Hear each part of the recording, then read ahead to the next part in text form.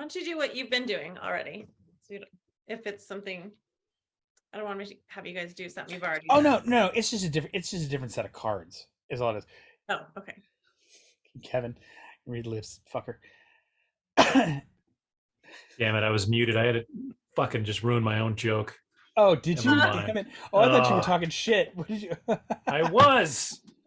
She said she didn't want to change anything. I was like, yeah, don't ruin the format of the show. Because we're so on point. The subject is strong female women. Strong female women, as opposed to the non-female women. Well done. Strong female characters. Who would win in a fight? I don't know. Just pick 2 women and see who would win in a fight. Tell me who you decide when I come back.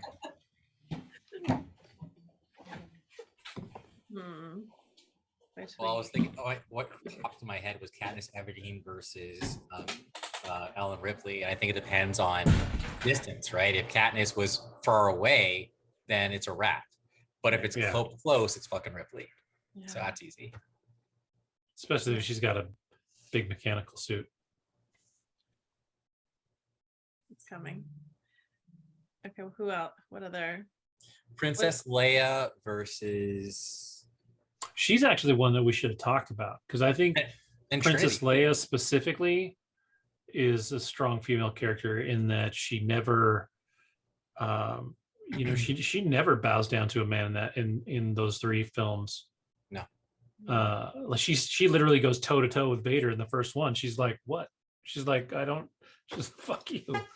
Like, she really does. So yeah, she's actually one that I was actually surprised didn't come up. So who's she? Maybe it's just because she didn't have enough screen time, but Trinity from the Matrix. Yeah. No, I'm saying who would win in the fight? Leia. Oh, between Princess Leia and Trinity? Yeah. Well, are they in the Matrix or are they out of the Matrix? Well, I mean, either way, Princess Leia's never really shown to be much of a fighter until later when she, we get her flashbacks in the sequels. Right. But in everything we saw before that, she was just a badass politician, which is cool in its own right? Like she's not your action movie badass. She's just a tough chick that's not really there for anybody's bullshit. Like she's leading a rebellion and not afraid to die for it if she has to.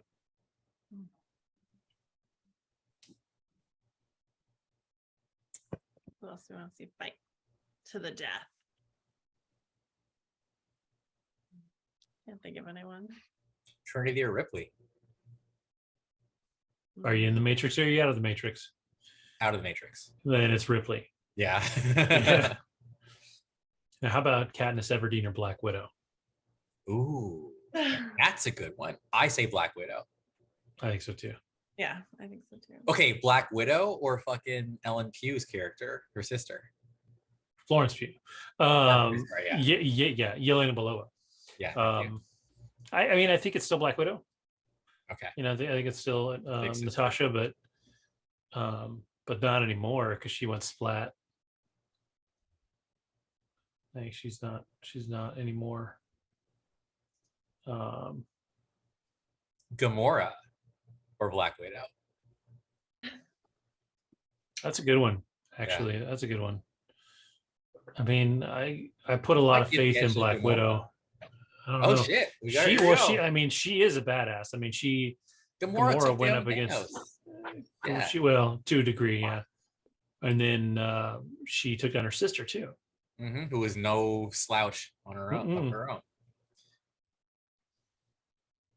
Yeah, well, I don't know on that one. She's got some extra alien magic powers, That's what I'm saying. That's why I'm betting on Gamora. What about two women who don't typically fight? Who are not making each other? Like Anthony Wheeler. Oh, I'm sorry. I keep bringing up Stranger Things.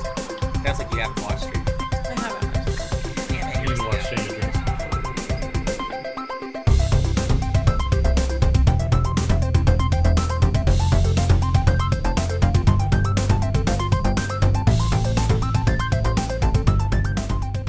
We haven't even actually started the show yet. Okay, but welcome to the All Pop No Culture podcast. I am your host this week, Pete.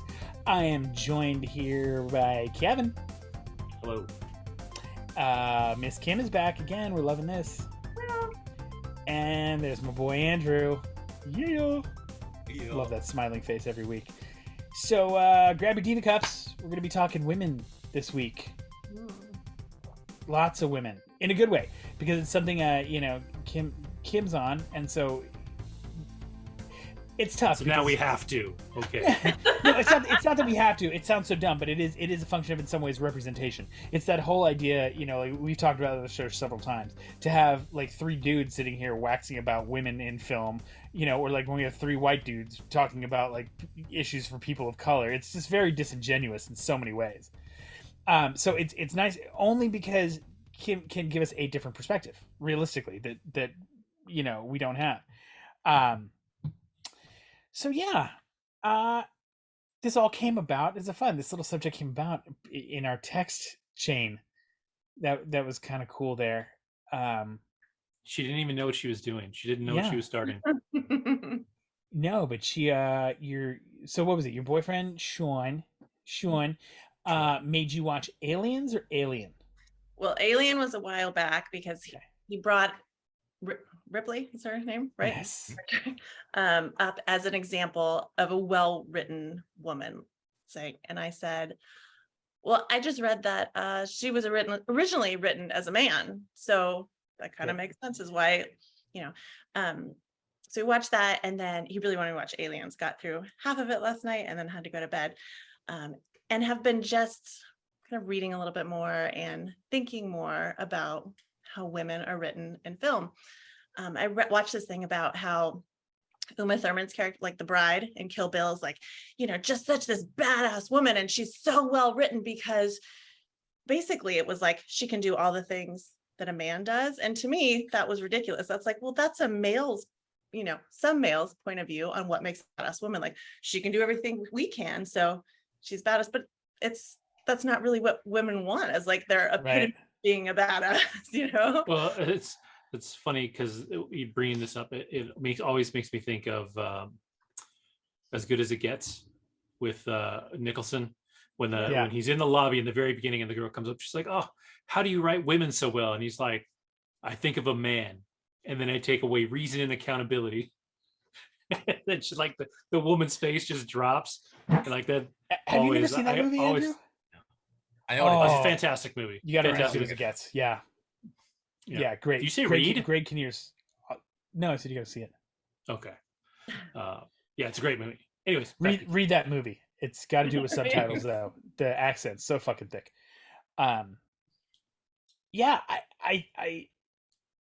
It's tough because we're seeing. I think in the last 10 years, and it's been so nice to me to see it. I think we're seeing more and more strong female characters that are not just well written, but that are able to hold things on their own, that differ just a little bit from strong female characters in the past, because they've existed before Rey, and before Captain Marvel, and but before these other examples that are chock-a-block now. There were Linda Hamilton in Terminator. You had Ripley, like we talked about. I think Ripley is a perfect one to touch off on because she's the only example I can think of, except for in like the last 5-10 years, where she didn't need a dude on some level to help save her as part of the action and part of the plot of the film. Because like even when we have strong female characters in other matters, there's always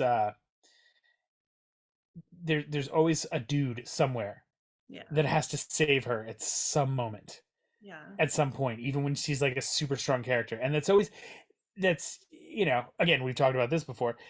It's just interesting having 2 daughters. I'm finding myself looking at stuff differently because it's stuff that not necessarily that I didn't have to care about, but that just wasn't front and center in my mind. But now like I see female representation in film, and I'm like, oh shit, this is really cool. Like we were talking in pre-show about it. I'm excited to watch that show Paper Girls because, other than a couple of people that you see in the trailer, it's all young women.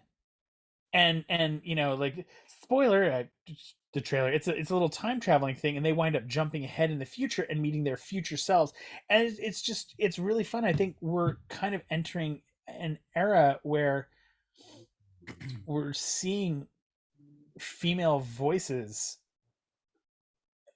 being able to portray themselves earnestly. Mhm. You know, like I love. Do anybody here watch fucking? Oh God, fucking brain. It's not working. It's Issa Rae. It's HBO. Oh, It's yeah, it's one word. Yeah. you know what I'm talking about. It's Mhm. so fucking good. It is so good. She holds that. And I can't. My brain is fucking blanked on the name of that fucking Pull it up show. to It's gonna find drive out. me up a wall. But Pete, I think it's really I think the idea of not having a man is something different too. Like I like actually female characters that will call on the strength of the strength of a man. Insecure. Insecure. Yeah. So good. For things that, like, I don't think the ultimate female character is the one with the biggest muscles and she's like knows how to use a gun better than anyone else. Whatever strength that female has, like the peak of that is what's interesting. And then calling on the man to do whatever his peak is, whether it's strength or whatever, you know, I think that's really interesting too. I think when they So try I to be had so separate, it's hard. two thoughts. One is, and I gotta package this right because I'm gonna get really nerdy on all y'all motherfuckers. But anyway, when you talked about like being written as taking a woman and then taking a man's part and then putting a woman kind of like window dressing on it, I feel like that's what the first Wonder Woman didn't do. Because one of the things I noticed in that movie, at least from what I saw, was she was still very feminine and she was still absolutely was into things that I would say I would see as stereotypical. I don't remember the exact moments, but things like, oh, ice cream. Like she got excited at little things, or oh, this little dress. Like she was very into like the girly things. And the reason why I think that's safe to say is because it was again directed by the director, and I forget her name right now, but she is a female director. She did the second movie, and I feel like even though she was, what's that? Wasn't her name Shlammy Slumson? No. You're thinking No, of I somebody keep else. wanting to say Kathleen Kennedy. It's not Kathleen Kennedy. Wonder Woman. I She can picture directed her. Yep, it's director. Patty Jenkins. Thank you, Patty Jenkins. Okay. So I feel like that character was still strong. She's still, and I think a lot of people also, have you heard of the thing called the Bechdel test? But apparently you have. Okay. Mhm. So it's like the whole idea, one thing I've definitely noticed is like, if she gets into a romantic situation, it's like, oh, fuck. Like you were doing so good, but then you ruined it with the romance, right? So like, for example, Bumblebee, like that was another film where it was a female like protagonist and like there's a guy, but he is absolutely insured to be friend zoned. You see it also in even what's it called? Miss Marvel, for example. Like, oh yeah, stay over there. So it's like, these are all things that I think are just kind of a reversal of like what used to be the case where, oh, I have to be in love and all that stuff. It's like, stop the madness. You don't need a man to basically be the reason for my like existence. And I think that's something that we're seeing a lot of as well. I'm gonna go into Robotech, but we're gonna like go back and forth here, so it's on a monologue, because Robotech, the second season, Pete, you may remember, was very woman-led, but I'm gonna save that and park and let somebody else talk. I was gonna say, I don't think it's fair though to say that like if a female character has a relationship, then she's not a strong female character. Because if you are going to look at a strong male character in any movie and he's dating a girl, he doesn't immediately become some weak character. Like that can't be a delineation of what make, like a woman could still love a man and be strong. Like, you know, like that shouldn't, her loving a man shouldn't make her weak, because a man loving a woman in most movies wouldn't make him weak. You know what I mean? Like sometimes it can, you know, depending on the story you're telling. But if you're going to stay fair, it can't be that it can't just be that a woman, you know, having a boyfriend instantly makes her just some pathetic woman, right? Like it's not the case. But like, yeah, if she shows up and she's just fawning over some dude and she can't do anything anymore because dude's there, unless it's a comedy where that works, right? Like, you know, then it doesn't work. Then you're but bringing her down. But that trope actually works both ways, because if we're just like, if we'll go with an action movie, if you will, where there's your male lead and he has the girlfriend, she is almost always viewed as a weakness that can be exploited in some way to get to him. Whereas when you've got a strong female lead, if she's got a boyfriend, he's either a dork or he's got to come in and save the day at the last minute, get off that shot to kill the assassin so she can then like run on and chase after someone else, which is cool on one hand. But I like you were saying, like a Wonder Woman was a perfect example of me. I thought I enjoyed that because the movie was like Wonder Woman kicked ass throughout the entire movie. Take what you have, the issue you have with with David Thewlis at the end and the way they did all that. The garbage ass ending of that movie. Right. The I'm forgetting his Steve. They're all fucking Steve. Chris Pine. His whole deal with the whole blowing up of the gas and all that stuff, that was very much a like side quest, secondary type thing that was just his little storyline to do. It didn't, that her beating Ares at the end didn't really hinge on him blowing up that gas at all. That was just, to save most of Western Europe, which was fine. Like I appreciated that. And that's what I did like about Wonder Woman, was that she just kicked ass throughout the whole thing. And yeah, she had her little posse of people with her that were fun, and they all, did their whole thing. Like it was good because they worked it well, but I still felt like Wonder Woman was the main action focus all the time. Did you see Wonder Woman? I haven't seen Wonder Woman. Shut the fuck up. I know. No, it's really, really good. You might like it. I think you would. My kids came home and they were like, "You would love this." Yeah, no, it's easily the best DC movie. Yeah, easily. Well, except for the end, like they really dropped the ball at the end of that movie in particular. Okay, hold on. I'm going to add a caveat to that. Like so we can we're going to add a caveat so we can save Andrew 10 minutes. Aside from Man of Steel. Thank you. I was going to say, dude. We'll save that discussion. Well, I think actually the argument isn't necessarily that it's the best MC or DCEU movie. It's the most Marvel. Thank you. You are the man. Yeah. You are the man. No, for sure. As soon as I saw it in the theater, I was like, sorry, I got excited. Stims. So as soon as I saw it in the theater, I was like, this is fucking Marvel. You guys are finally figuring it out. All natural. But it was still DC. Just so you guys know, it's not like real, like no, but it was still a DC movie. Like that was the thing I liked about it. Like I felt like again, we said it a couple other than the end, and that's just because of what they did with the Ares character. Yeah, they just dropped the ball in the film itself, not with the character. Just with the film itself, like the ending of that film is weak. Which is why Wonder Woman 84 was so painful, because they dropped the ball in that whole goddamn movie. To that sequel for years, and the trailer looked dope, and the how does it feel, like all that. I was so excited. HBO Max just literally got added to my shit like 2 days before, like on Roku. So then I'm literally like, it's like Christmas fucking day. It's in the middle of COVID, so we're not going anywhere. And I'm like, I got my food ready. I'm like, yeah. So we did on Christmas Day. Yeah. Yep. And then fucking watched that shit. And I almost left my house. Like I was just like, I walked out of my house. Like, oh, this is horrible. And then I watched fucking Soul, and then Soul saved Christmas. Okay. But man, I was so pissed. It was horrible, Kim. Yeah. Horrible. And it's like, how does this?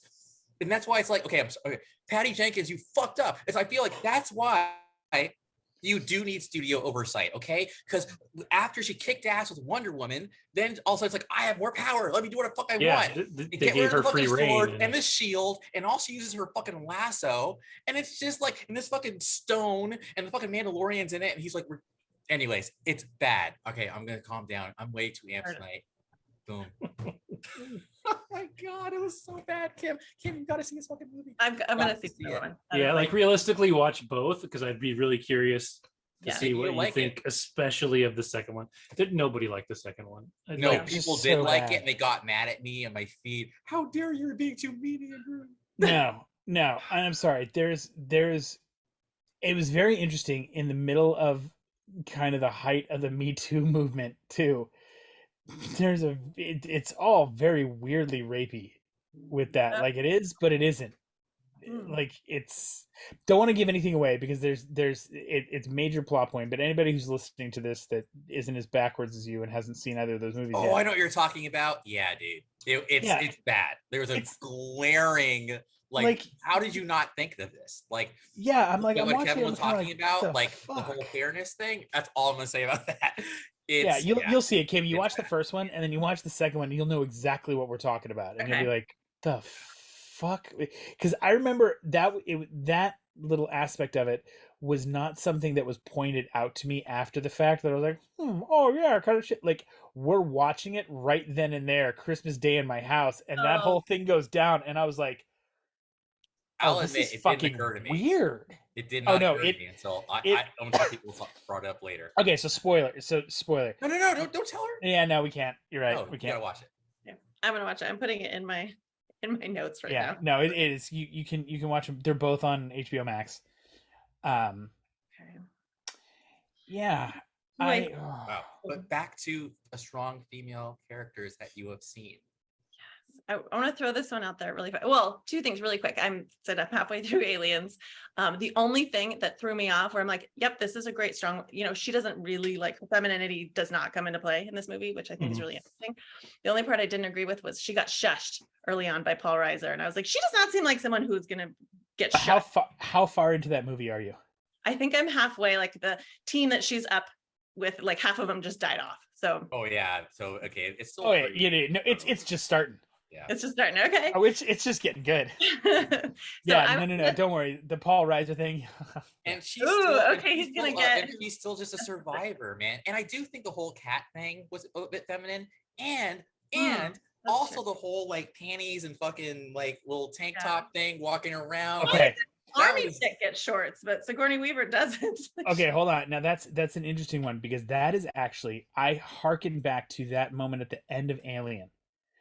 When she is about to get into the sleep pod and we see her in the little tank top and the underwear.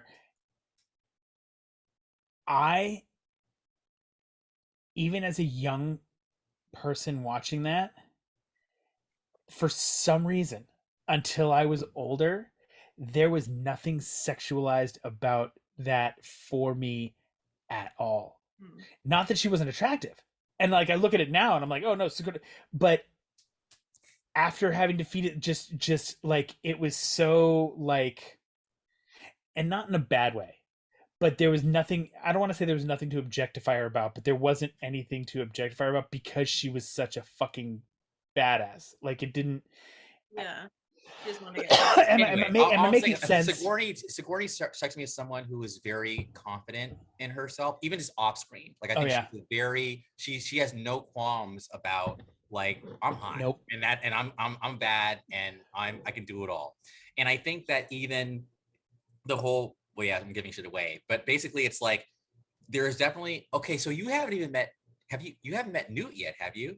I did, yeah. Okay, cool. No, they met Newt. There's a very mother thing going on in this movie, and by the end you'll see what I'm saying. Motherhood is definitely a theme in film.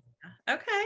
And through the series, but she's so Ellen Ripley to me in so many ways is at least in the sci-fi world. And people can argue. People will try to argue, stuff about 7 of 9 and fucking and other characters throughout. Like in The Expanse, there's that one chick. I know you're talking about Bobby. I like how you call her that one chick as we're talking about how right. Bobby Draper or he's like that one hoe. Starbuck actually. Starbuck. I think is one of my favorites. Yes, these are all great, but in the pantheon, Ellen Ripley. She's original. Because this is how it transcends because you can't. To me, there's no point in replacing that character. Like if you remade Aliens or Alien with a guy just because to flip it up, why? It loses it. Why? Yeah. It doesn't. I even saw Resurrection, and I think Resurrection gets a bad rap. It wasn't as bad as people thought said it was. Alien 3 is depressing as fuck. That's all I gotta say. So there's Alien 1's the classic. Alien 2 is probably the best. Aliens, that is. Alien 3 is just some weird shit. It's an art film. It's really fucking good though, and I will watch that entire film for the no spoil. I will watch that entire movie just for the fucking 3-second. I know what you're talking about. And then shot. That's such a beautiful.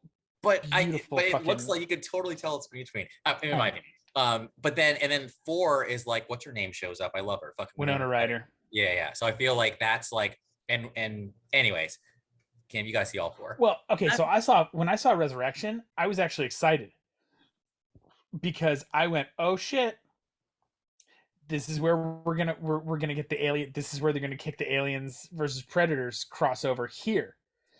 And watching it, because that stuff being on that station ties more into the Alien versus Predator comic books than any of the crap that they've done with that happening on the United States. Side note, because we didn't talk about it last week.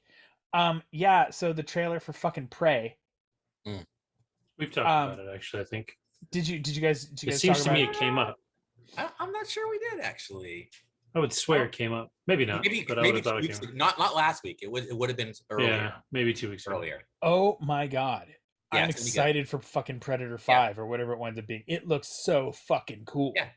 It's gonna be good. Like, I'm like, this Looks is good. especially because it's the way the last. It's this couple month too. movies It's have been. soon, right? Yeah. Very soon. So go see Prey. Yeah.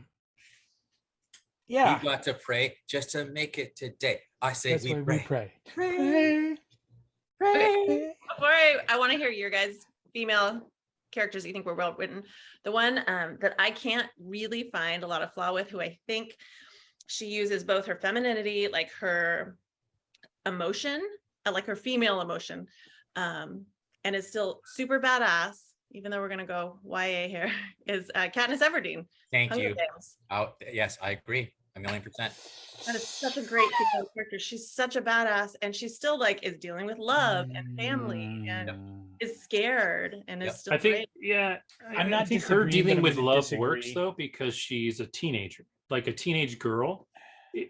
Those things are in any teenager's mind. When you are in any situation, when you see somebody of the opposite gender, it's just like it's built-in physiology that your hormones in your brain are a little out of whack, and like the relationships that she has to deal with are, especially in the movies, are kind of garbage. Like they kind of butchered that relationship with the movies compared to the books. Yeah. Anyways, but she is a badass. Like she's a badass in every way. Like from the jump, when it's her sister that's on the line and she says, "No, thank you. I will fucking, I volunteer as tribute." I think I'm agreeing with you, but this one is also hard for me because I really think with the films they watered her down a bunch. I think J-Law was the wrong casting choice for Cat. I don't know who else would have cast. I liked her performance, don't get me wrong, but when I read those books, I loved those books. Yeah. Like I remember I was reading about them in an Entertainment Weekly on a plane flight somewhere. And I got home, or I got to whatever destination it was, and I went to a Barnes and Noble and I picked up the first one, Hunger Games, and I read it from cover to cover in like 2 nights. I absolutely loved it. I love that character. I think they watered her down just a bit. Like I think I don't want to say loses some of her impact. I think there's a little, like you were talking about, like Andrea mentioned, like the navigating love the way she did. I think there's times in there in the movie that it doesn't come across in the book, where the movie makes her very like almost clueless about certain things, and in the book she's not. The books are definitely better, and it's interesting too because they're actually not particularly she's not a particularly great writer, especially in the first one. Like if you read the first one, like she's really learning how to become a writer, right? Like I don't know how much more she's done, but by the third one, she's done a few lot things. better. Oh yeah, well you could tell by the third, not just that she was a better writer. They got her some better editors. Yeah. True. Like than the first one. Like I think they put out the first one and they're like, oh, this is a great book, and they're like, oh, this shit took off. We need the second and third as soon as you can get them. I loved the third book, and I do not. Yeah. Well, the movie did not work at all. No, it didn't. I was so I when they said they were making those into movies. I liked what they did. The second one was my favorite. I loved what they did. I shouldn't say I loved. I really liked all the subterranean stuff. Like that translated really, really well. But the one thing that the scene in the book that I was like, how are they going to do this and make it work, was when everybody fucking blows up in the square at the end. Because you're reading that in the book. And all of a sudden, at least for me, I was like, the fuck? And I was like gutted. Like instantly. I was like, holy shit. They like, because again, and this was where the kind of fun dystopian thing about that whole novel comes in. You're going, oh, she's gonna save them. They're gonna say, nope, they're all fucking dead. Yeah. Everybody's dead. And I was worried about how they were gonna pull that off in the film. They did it okay. I think it lost part of its impact because you can't, the way that scene is written and the way it's supposed to play out, you can't film that and keep a PG-13 rating. Right. Yeah. You just can't. Like, it's probably one of the only times in the entire series, except where she's describing a wound that Katniss or someone else is healing, that the violence she discusses is actually very graphic. The rest of the time it's violent, but it's still just like sword fighting, I'm stabbing you, pokey, tracker jackers are coming at you, violence. It's not like there's like as she's describing the scene and talking about it, you're just like, the fuck. Ugh. Well, the wolves in the first book too. I think they dropped the ball in that movie too. Yeah. But back to Katniss herself. Yeah. Great character. I do think she's a good character. I mean, from my point of view, she is. I mean, you're the woman in the room. I mean, what makes her the so badass? She's not my ultimate, but I like that they did not try to make her a badass. I mean, obviously they're working from books, so it's easier to do. But I think there's like a couple ways that movies tend to make women badasses. It's either, and actually this part was Sean's opinion, not mine, like dumbing down the men she's with, who are there fumbling idiots, and so she comes in and saves the day, which is lame. Or like completely wiping out, all the only time that has ever worked super effectively is in the Ghostbusters remake with but that whole thing didn't work. Like that whole movie was I love good. that. I love that fucking movie. Yeah, I love that movie. It's a turd. Sorry. Can't keep going. I love that movie, and I loved. No, I was on board with that movie. No. I was in love with it until the dance thing at the end. That's when I will admit I was going, but I love that because I love Leslie Jones. I love everybody in it. I love all of the actors in it. It just wasn't good. But yeah, Liam Hemsworth. It was fucking funny to see Thor. Like Chris that. Hemsworth. So Chris, Give him the microphone. No, I'm good. I forgot what I was talking about. I got so carried away with Ghostbusters. Oh, the other thing they do is, really masculinize a woman, and all of a sudden she's like G.I. Jane, and she's Uma Thurman in Kill Bill. Like, look at how women can hold their own because they can fight, and it's like, well, can they hold their own in another way? I brought up in our little text group a movie that a lot of people really disliked. Sucker Punched. I don't remember what year. I want to say 2009. I think 2009 or 10. Sounds close, yeah. Somewhere. I'm sorry. I will go down in flames defending that fucking movie to people. Thank you. I enjoyed the movie. Is it some masterwork opus? No, it's not. But I'll tell you what. It's an incredibly. Sorry. It's what? 2011. 2011. Watchmen was 2009. It's a very interesting plot idea. I love the way I loved all the action sequences, what they did with, I think that movie is so underrated because people didn't fucking get it. Well, it's super stylized, right? Like it's Oh, so Yeah, cool. hyper It's stylized. interesting. it's the closest thing to an anime come to life as Yeah. as we've seen on screen. Yeah, Sure. certain segments in that movie. Like, So what I love, oh, go ahead. no, that's yeah. Something. What I liked about it is these girls are trapped in this situation that there's no way out of. And instead of using like, becoming ninja warriors or something, they go to another place in their mind, which is like a total parallel to what women do in the real world, and figure out, okay, how am I going to fight this battle using what I have? And in this movie, they can dance. They're like hypersexualized. So they're just going to use that to their advantage. And I thought it was so, I see how you could like see it in one way and think, oh, gross. But I thought these women have to be the toughest they can ever be just to survive, and using what they have. And that to me was fascinating. I see, and I think one of the big complaints that people had about that movie is that you actually had like a dream within a dream within a dream kind of thing going on, and they were like, it's kind of cheesy and hokey, and I was like, but it's not, because they did it very, very well. Because that was the one thing that actually didn't. That was one of the only things that didn't bug me. I liked the end when they did that, when they show you and you realize, oh shit, she's having her fever dream is having fever dreams, basically. And that's a really, like, her psyche's so damaged that she is creating a world to escape to, that this mental this mental facility that she's built this up, this situation in her head. And then the fantasy itself is then fantasizing about these fucking outlandish situations that they get into, and it's visually fucking stunning.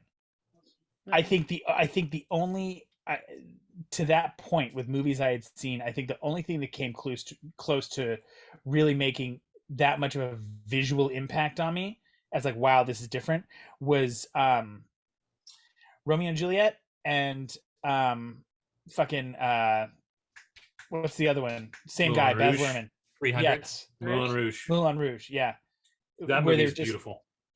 Just, I mean, every fucking scene, there's something different you're looking at, and that's the thing with Sucker Punch. If you go back and watch that movie 100 times, you're gonna notice different shit each time you do.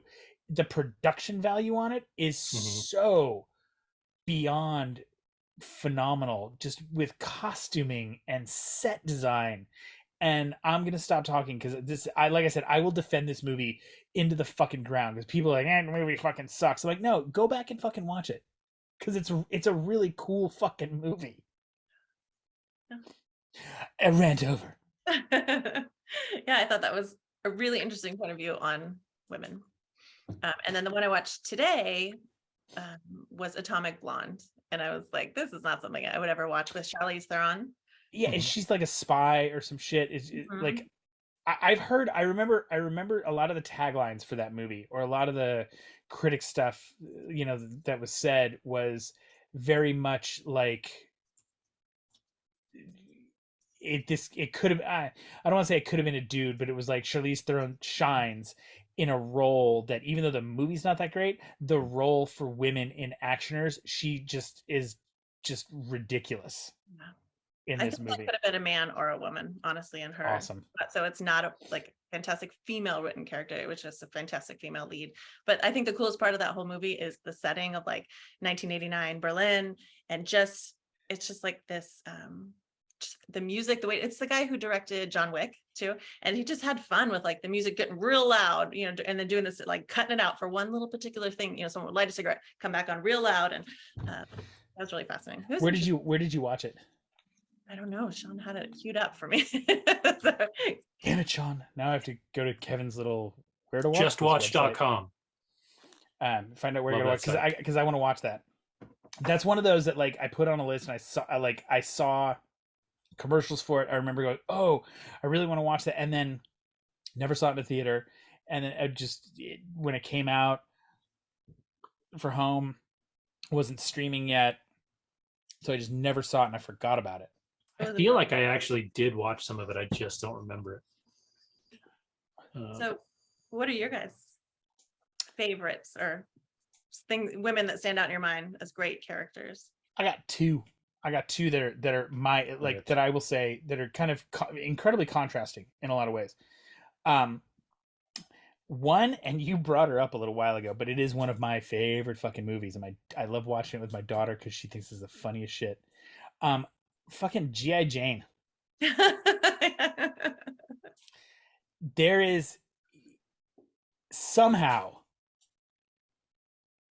she makes the whole shaving the head thing fucking like super sexy when she does it. Not with a bald head. Like I'm all on board with bald heads.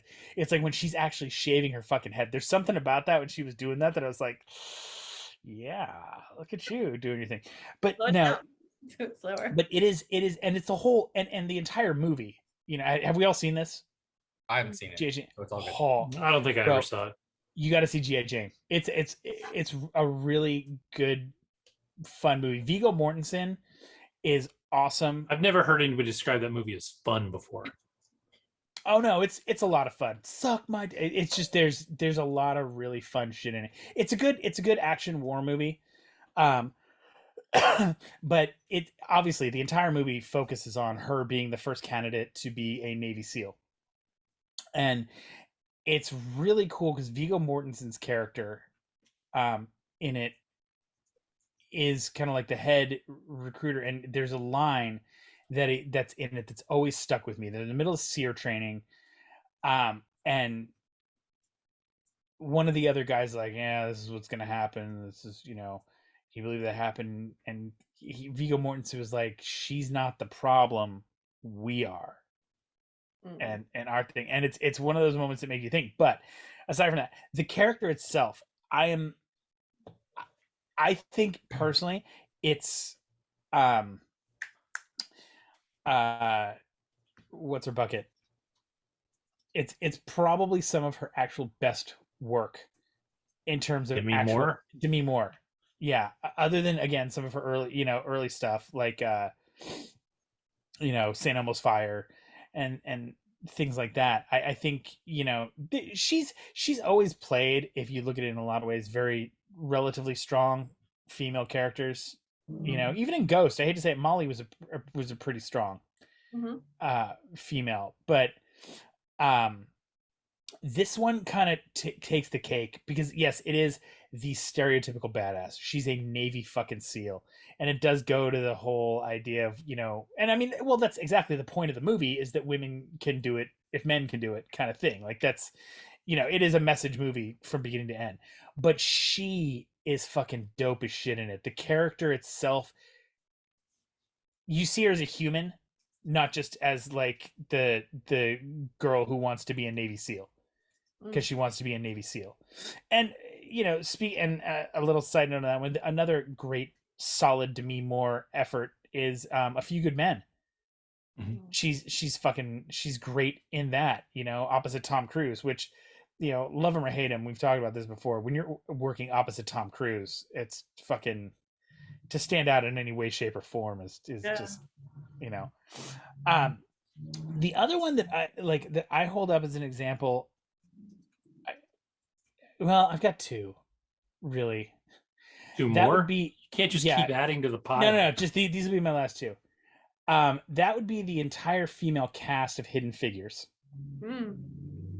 First, Janelle Monáe is fucking amazing in that. I love. Why am I forgetting her name? She's Cookie.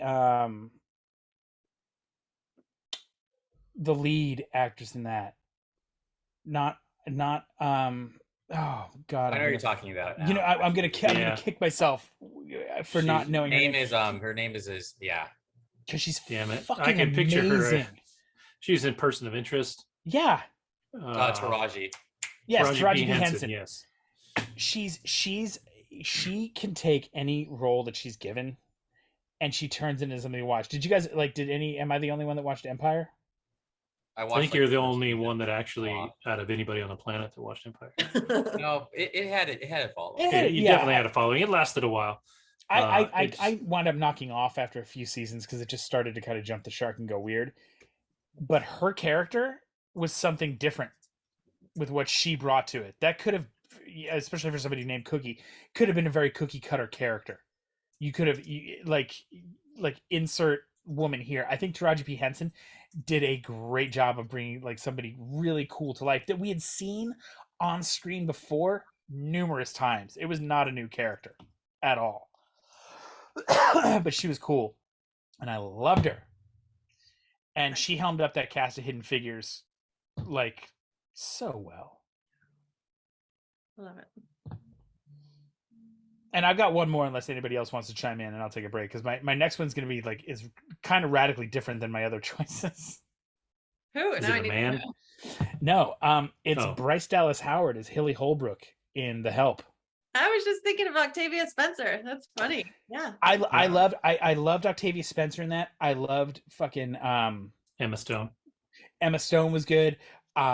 Minnie, I'm forgetting the actress's name. I'm Viola Davis. so bad. No, because Viola Davis is the other one. Anyway, it has been a long time since I watched a movie that had a bad guy who I had a very visceral reaction to. Like I was physically agitated by that character. She's so fucking evil. Yeah. Even till the end when Viola Davis is like right up in her face, you're a godless woman. Like you're watching it and she's so evil and so just like you can't believe someone like that would actually exist. But And you know they do, which is what makes it so much worse. yes, Yeah. because I've met them. But it's just such an amazing character, and she stands out for me. The other performances are amazing. Jessica Chastain is great in that. I mean, So everybody in that movie is so good. But that Hilly Holbrook, that part for me, Yeah. just stands out. And then speaking of that one, I do have an honorable mention, and that would be Allison. It would be Allison Janney for The West Wing, but we'll wax poetic about that years from now when we finally get to a West Wing watch through. But CJ Craig, the character, just amazing, absolutely amazing. But that's Aaron Sorkin, and it's weird because Aaron Sorkin, for as brilliant a writer as he is, he actually has trouble in so many ways writing for a female voice. And CJ is one of the few times where I think he gets it dead on. He gets it dead on with CJ, and he gets it in Studio 60. He gets it dead on with Harriet Hayes. Other than that, he's a little iffy when writing for women. They're not weak female characters, but men tend to walk on females in Aaron Sorkin's stuff. Even in Sports Night. Yeah, that's the one I was gonna say. I don't know about that though. She was pretty badass in Sports Night. Yeah, but Sports Night's a tough one because it was a sitcom, so it's the It wasn't though. It was a dramedy. yeah. I mean, No, I'll give you that.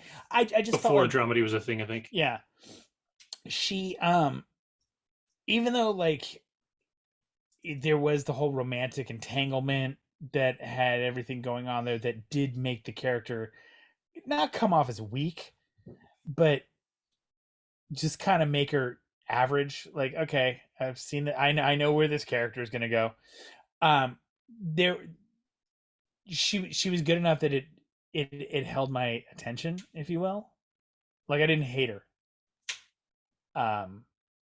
Yeah, It's good that you don't hate women. Exactly. You know, that's a step. That's a step, buddy. No, but yeah, I think if you have we all seen The Help?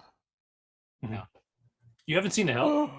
That one I would say just for the quality of performances, everybody in that is amazing. I know I don't doubt it at all. I'm just really not a fan of women. No, just for the same reason I didn't see 12 Years a Slave. You know what I'm saying? Like I just no. I know I get black people in fucked up situations. Basically. Okay, so I know I get that. I totally dig that. I get exactly where you're going with that one. Which is why it took me so long to see Harriet.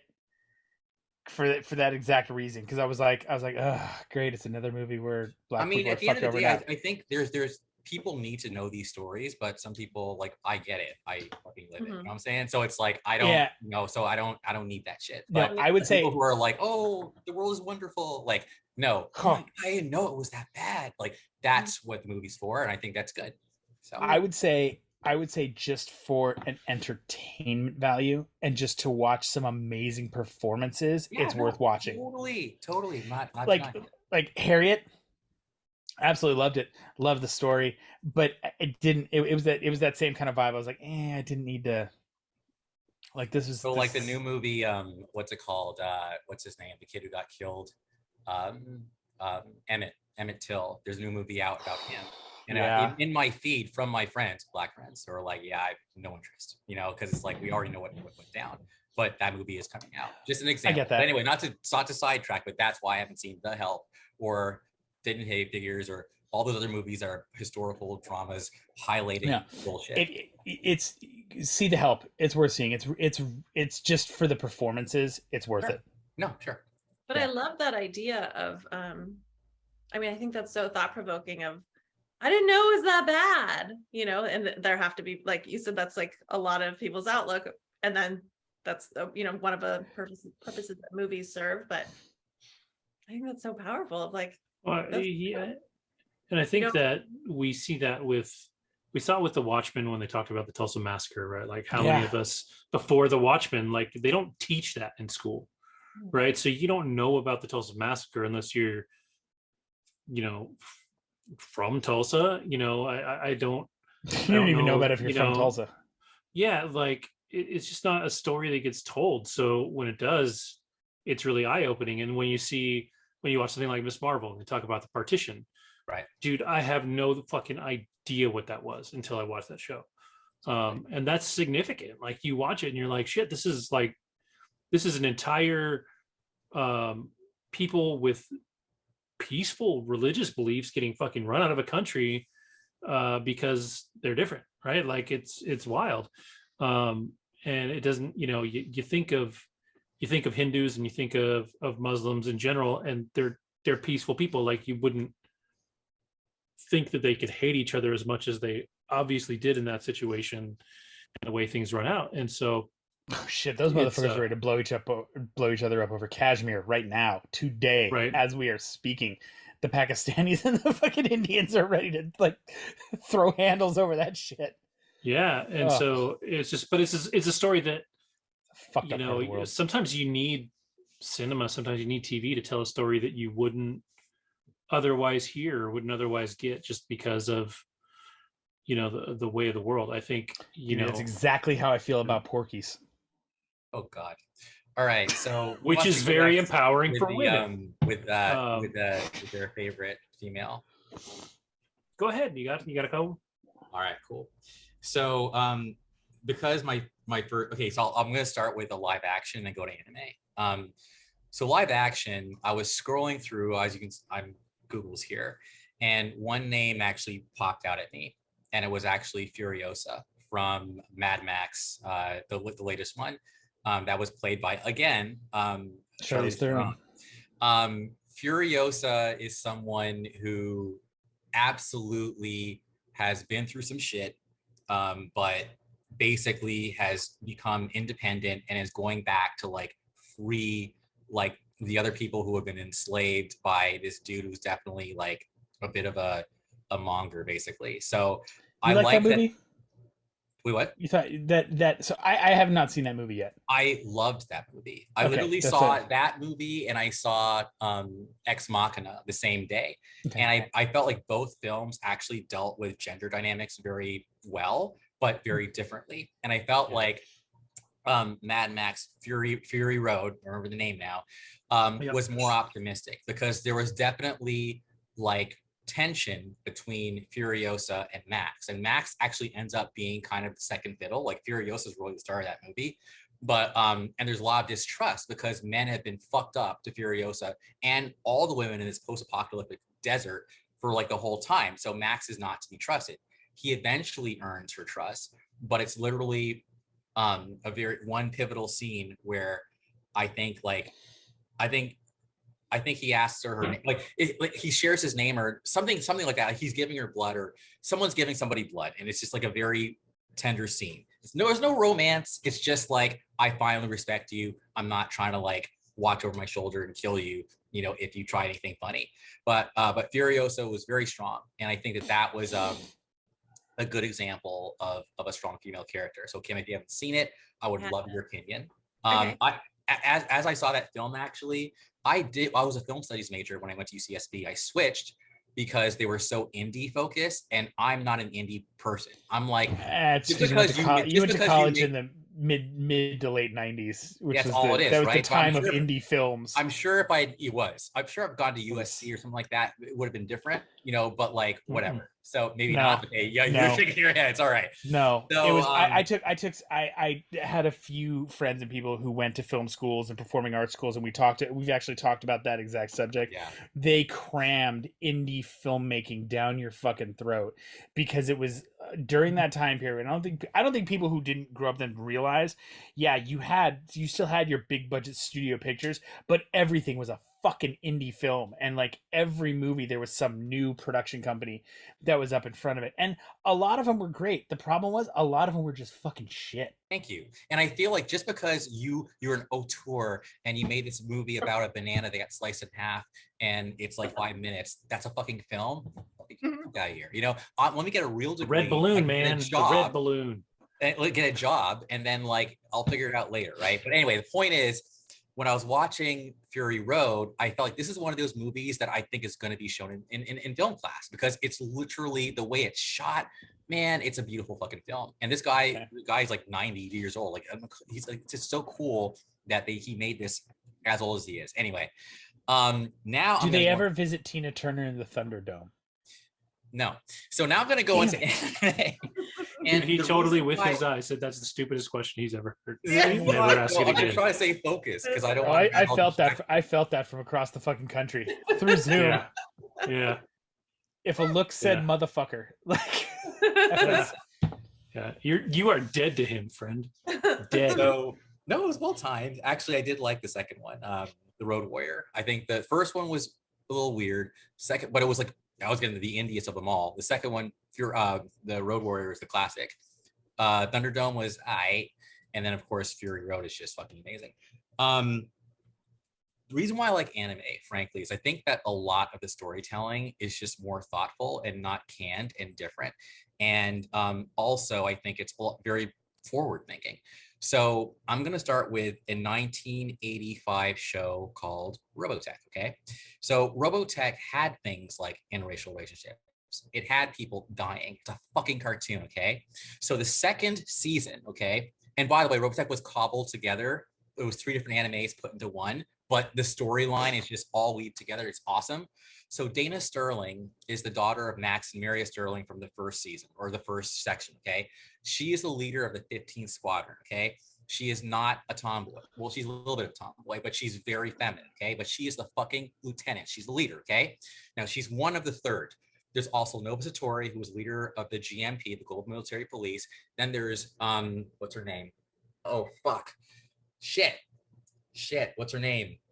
Anyway, there's a third one, and she runs like the aerial group, okay? Dana leads her squad with charisma, personality, charm, and bravery. And the fact that you have this animated cartoon in 1985 where the leader is a woman and the entire rest of the squad are men. As a matter of fact, every other soldier like are men. Like, these are the female leads, but they have men soldiers who follow them. And these men soldiers aren't bumbling idiots. There is a smart one. There's a tough one named Angelo, who's like basically like, yeah, well, anyways, he was supposed to be leader, but like whatever. No, actually there was Sean, who's a playboy, who was the original lieutenant, but got demoted because he made it past the general's daughter. Like, basically, like, if Robotech ever gets made into live action, all this awesomeness that I know about will finally be exposed to the world. But I think now, in like the 6th movie. What's that? Like yeah, hopefully they'll like remix that shit, But anyway, so it doesn't have to be exactly the same. But that's my first one. It's gonna bug me that Marie Crystal's the third one. So it's Dana Sterling, Marie Crystal, and Nova Satori. Okay, that's number one. Then going to Neon Genesis Evangelion. If you Google the name Misato Katsuragi, you will actually find that I'm not alone. Misato Katsuragi is the leader of NERV. What that means is she is responsible for all operations on the base because How do you spell that? it's some crazy shit. But basically, there are these like, oh God, I can't even explain it properly. Let me just say this. Misato and then Katsuragi. Suragi. Yeah, Misato Katsuragi. So basically, she's like basically she's like a mother figure to Shinji, who's the main character, but she's also the leader of NERV. She comes up with all these crazy plans when shit is going haywire and people are like literally losing their shit, and she just stays calm and has like the plan. She said, okay, Shinji, you do this. Asuka, you do this. Rei, you do that. Like she's a tactician. And as the films progress, okay, because she's like the number 2 to this guy named Gendo Ikari, and Gendo is Shinji's dad, okay? By the third film, Gendo's evil, okay? So he's now off doing evil shit, and she's now the new leader, and she's a total boss. She's a boss lady. And again, I'm not doing this justice, but if anybody who's watching knows Evangelion, you'll know what I'm talking about. You'll know that Misato is the shit. But she's not perfect. She's very flawed. She's a mother to Shinji, but like a mother figure to Shinji, but she also drinks. Like on the job, she's awesome. Off the job, she literally drinks herself into a stupor. She's totally still hung up over fucking this tragic figure guy who's a spy who ends up getting killed or whatever, and then she's all broken and shit. But when it's time to actually just get shit done, she gets shit done. She's 3-dimensional.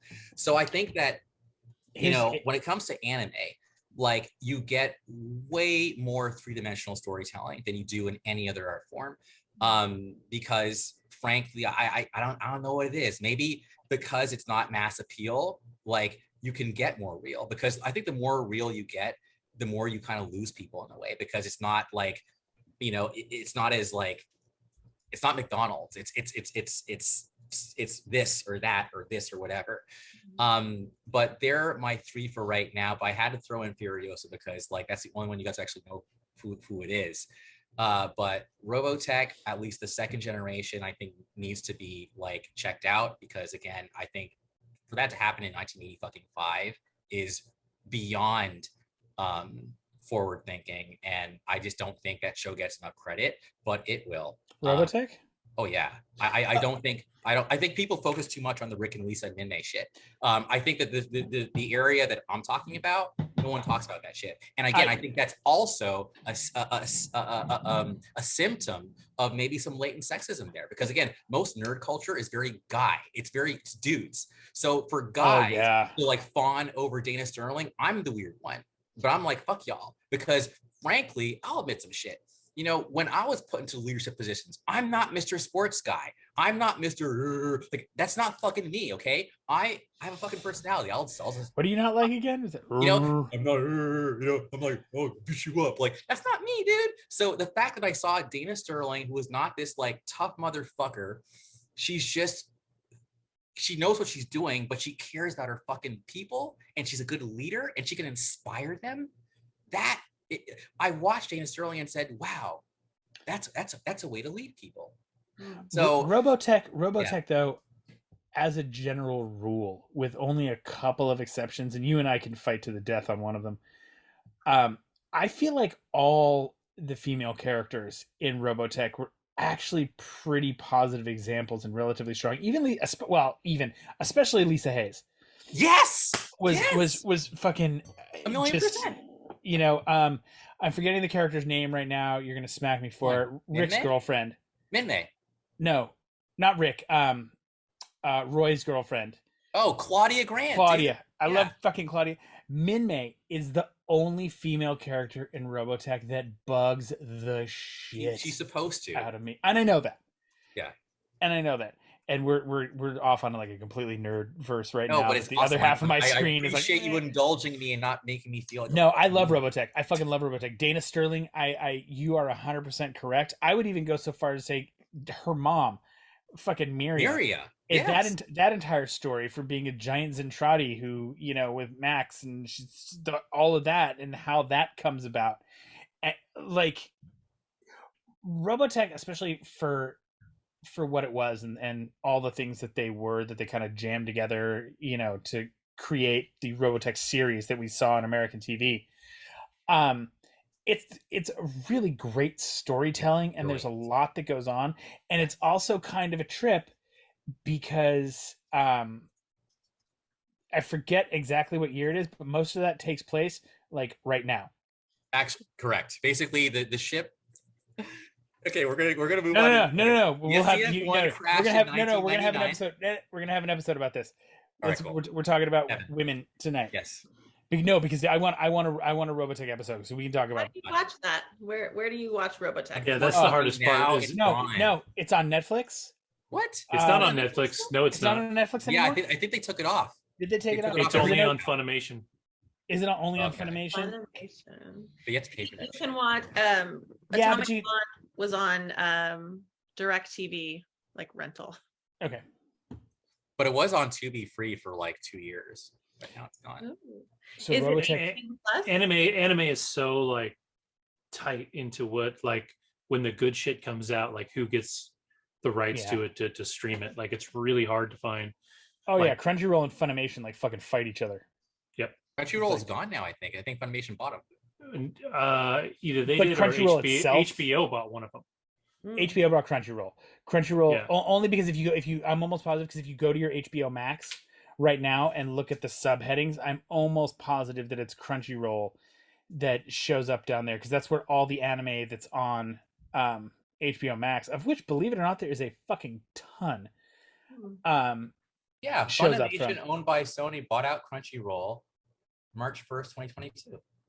Was it Funimation? I don't know why. As a matter of fact, Robotech on Funimation is only one season. Also, doesn't have all 3. Well, no, wait. How many episodes? If it's 85, it's the whole thing. It doesn't say, because they do that. Eras. Yeah. Because I mean, technically, if we wanted to break it down, you've got what we would call Macross Saga, Masters, and then so, and then you get into Scott and his fucking bunch of misfits and the Invid and all that. And, Robotech. Oh no, I don't want to talk about it because we're trying to talk about this, and it's a whole other. Pete, there's nostalgia and there's other stuff in there that. And Cam, if you do watch Robotech, you will be like seriously like one of my favorite people in the universe. Just no. I think if you. It seems complicated. How do we? No, it's not. No, it's not. It's actually very accessible. To watch. And also, if you try to watch like Transformers, you'll like be like, this is bad. Like some things do not age well. Transformers, G1 does not age well. The G.I. Joe TV show does not age well. I used to love both of those when I was a kid, and I've tried to watch them now, and I'm just like, this terrible. Is fucking horrible. but Robotech actually is still. It holds up. You can do it. Something to watch with my 12-year-old. Oh yes. Watch it. Yeah, for sure. But the animation might for them, like I met them, like. You think they'll be okay? I don't know, man. Robotech holds up pretty good. Yeah, it does. Okay, it's classic. It's still very, very classic.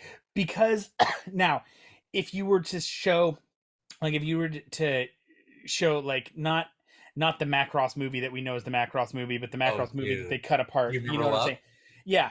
Oh, that shit's amazing. Exactly. It's different. Gorgeous. Because that was a movie. It's cartoon. It's TV show. Yeah. Quality, and it's very, very good. Like even by today's standards. But it had real stakes. Like people, like Andrew said, people died on Robotech. Oh yeah, you're watching this stuff in the mornings. Yeah, you're watching stuff in the morning before school, and somebody just fucking dies. And you're like, Roy Fokker died, and I didn't know what the fuck to do with myself that day at school. No, that's no bullshit, Kevin. I was like Roy. I'm like, the fuck, like. Yeah. What are you doing? Like, especially as a kid, like these are the characters that matter to you as a kid, and when they get wiped out, you're like, yeah, fuck. Like, yeah, it was legit. It was legit, for sure. Who's next? Anyways, I think I'm the only one left. Damn it, and I'm gonna go. So first thing behind me is the replacement killers in this conversation. That we started on the feed kind of reminded me of this film. I don't know that, especially because I'm only about 35 minutes into a rewatch of a film that I haven't watched in a long time. I don't know kind of what tropes she falls into in the film anymore. But she's a tough, no nonsense character. And what I always remember loving about this movie was the dynamic between her and Chow Yun-fat, because it would have been really easy for them to be a romantic couple and make that, a thing. And there was very subtle hints at it during the movie that maybe they could have a thing, but at the very end they go their separate ways. And I think that really did both of their characters huge favors. Like neither one of them relied necessarily on the other. There's a scene when they first meet up where her office gets shot up, and she saves his life just as much as he saves hers. And she's a character that never really backs down from anybody. So the only reason that she even goes with him at the first place, she's ready to run. Like she's ready because she's in trouble. Like she's caught up in his shit. So she's gonna skip town, and he has her at gunpoint. And so the first thing she says to him is when I have the gun, we're gonna have this conversation again. Like she's no bullshit. Like she's a tough character, and she's looking at it, especially today, she is a little maybe over sexualized when they have her on, like she's in a really like almost nighty type dress, and then she puts like just a jacket over. Like all of her clothes are very, very close to underwear. Like they're maybe a hair or two. They're not revealing. Like it's a PG-13 movie. Like there's no nudity in it or anything. But like I think if she was in a movie with the same vibe today, she'd be a little more covered up and a little more whatever. But she's a never back down. She's smart. She understands all the situations that she's in. And she's never subservient to anybody in the movie, right? Like she's an important character in the film. So yeah, I'm 35 minutes into it. It could be that I'm completely forgetting a scene where she's just completely, fawning over something and I didn't forget it. But like, I really don't think she is. Like she brings about the change that he needs in the film too. Like she's the one with the context. She's the reason, she's the reason that he gets anywhere in the movie. Like without her, he's probably screwed. And so, she's cool. Like I like her as a character. I said it before we started, but like I always had a crush on Mira Sorvino back in the 90s. She was a little bit of a knit girl for a minute. Well, it's funny you bring that up, because this movie was kind of like the perfectly timed vehicle for both of them, because Mira Sorvino was just coming off of Mighty Aphrodite. And Oscar, did she win the Oscar for that or just not? But she did win because she thanked her dad for her Oscar. Right, Paulie, who just passed away. Yeah. So you've got Mira Sorvino coming off of that, and you've got Chow Yun-fat, who at this point is still breaking into American cinema, coming off all the bullet ballet stuff, and there's aspects of that in this movie that are really, really good. I think it was kind of a perfect storm, because she was trying to show what else she could do, and he was trying to do this, and they actually have a good script. We were talking about this a little bit beforehand. I remember this movie not very well, but well enough. This is a slept on kind of film, and you are 100% dead on. She is a nice, strong female character who I believe exists in a world outside of Chow Yun-fat. Like I forgot what his character's name is. Like if it's another like super female trope in the movie is that a man pulls them into some sort of situation, and so they have to rise to the occasion to be this. She was already a badass when the movie starts. She's already kind of the girl from the wrong side of the tracks. Like you don't want to call her white trash, maybe white clutter. She's a little bit on that, like that. But she's very much like already a badass when the movie starts. She doesn't have to become a badass. which is cool and is different. And that's another like super huge one that happens to women in films all the time. And yes, I know it happens to men in superhero origin stories and blah blah blah blah blah. But it feels like even in perfect example. One of the best characters in the fucking movie is Jamie Lee Curtis in True Lies, right? Talking about her. Yeah. But she has to become exactly with the plants in the fucking hallway. I love her in that movie, but she has to become a badass out of necessity. She's not just a badass data entry processing lady who, you know, and I get part of that is that like that's part of the whole point of the story is that, you know, she lives this ho-hum life and, you know, Bill Paxton and the Jackal and all that shit and everything else. I get that it's point of this, you know, part of the character and the point of the story, but you don't you don't get a hint that she's a badass in it. It's just like the flip is switched all of a sudden when she's got the Mac 10 in her hand when they're on the island and she fucking throws it, fucking drops out of her hand and rolls down the stairway and fucking kills everybody in the entire fucking. I love that fucking movie and it's nowhere to stream right now, and it's bumming me out because I'm cheap and I don't want to pay for it. But yes, please continue, Kevin, because I'm agreeing with you. I mean, yeah, I think she's a cool character. Like she's just a cool. You know, it's another one where maybe they could have written it as a male character and it probably would have worked, but there is some like male female chemistry that happens during this film where maybe they're not falling in love, but they're definitely like falling in care. Like they care about each other. They want each other to do well. There's a moment at the very end where, you know, maybe that's the moment where they could have fallen in love or started down that journey, but it didn't happen during the movie. Right. And so when they're saying their goodbyes at the end of the film, you know, you've got your almost kind of old Western guy saves the day, girls there, they say goodbye at sunset and go.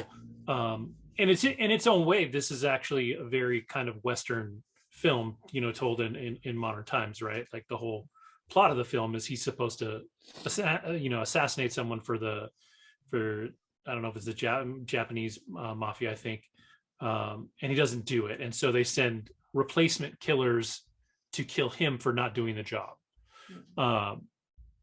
and so you know he's got to fight his way out, and it's a good film, and my second choice for just an all-around cool ass chick that people kind of forget about for the same reason that you forget about Katniss Everdeen is that it falls into the YA, but is Hermione Granger. Yeah, I fuck yes. Like I love that girl from the books. I love Hermione from the movies. I love Hermione. Like what what's her face did? Emma Watson. I kept wanting to say Emma Stone. From what Emma Watson did in the movies, from the way she grew as that character, from the way she is in the books, like Definitely. It all works.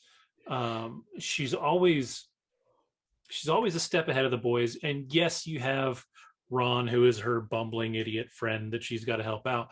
But Harry's not stupid, right? Like Harry's our hero and he's the guy.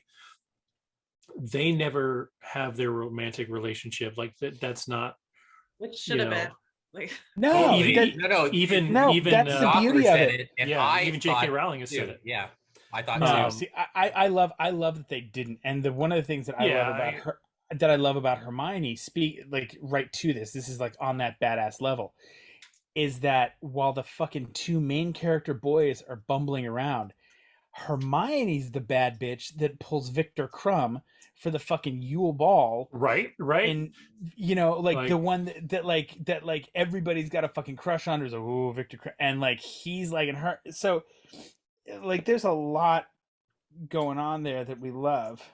I get that it's like kids movie, so this wouldn't happen. But Kevin, you made me think of this with the way Mira Sorvino. You said maybe wouldn't be wearing the same thing now, but they didn't. I love that they didn't sexualize Emma Watson or Hermione. Right. Yes, in any way, shape, or form. She's always in fucking flannels actually and pants. in the book they almost do in that moment. Like they talk about how pretty she gets all of a sudden. Yeah. Right. Like she fixes her teeth, she fixes her hair, and that's all in the book. And there's like, it's not necessarily a makeover montage, right, in the book, but it's this like, oh my God, she's pretty now. And it feels more subtle in the movie, I think, because she had the big hair and she was a little messy or whatever in the first one. But by the time that scene came around in the films, she was pretty. Like there was no hiding that. Of like writing for women's strengths. Like she's beautiful. So use her beauty rather than some of these movies. And I'm like excluding the superhero movies, you guys, for this one, because these characters are already like written in comic books with their cleavage out. What are you talking about? About women's costumes in movies who are like heroes. Okay. And like, if I see a woman with all this, what am I going to aim for? I'm going to aim for the skin. Like, do you have wives or girlfriends that go run with like high heels and their hair?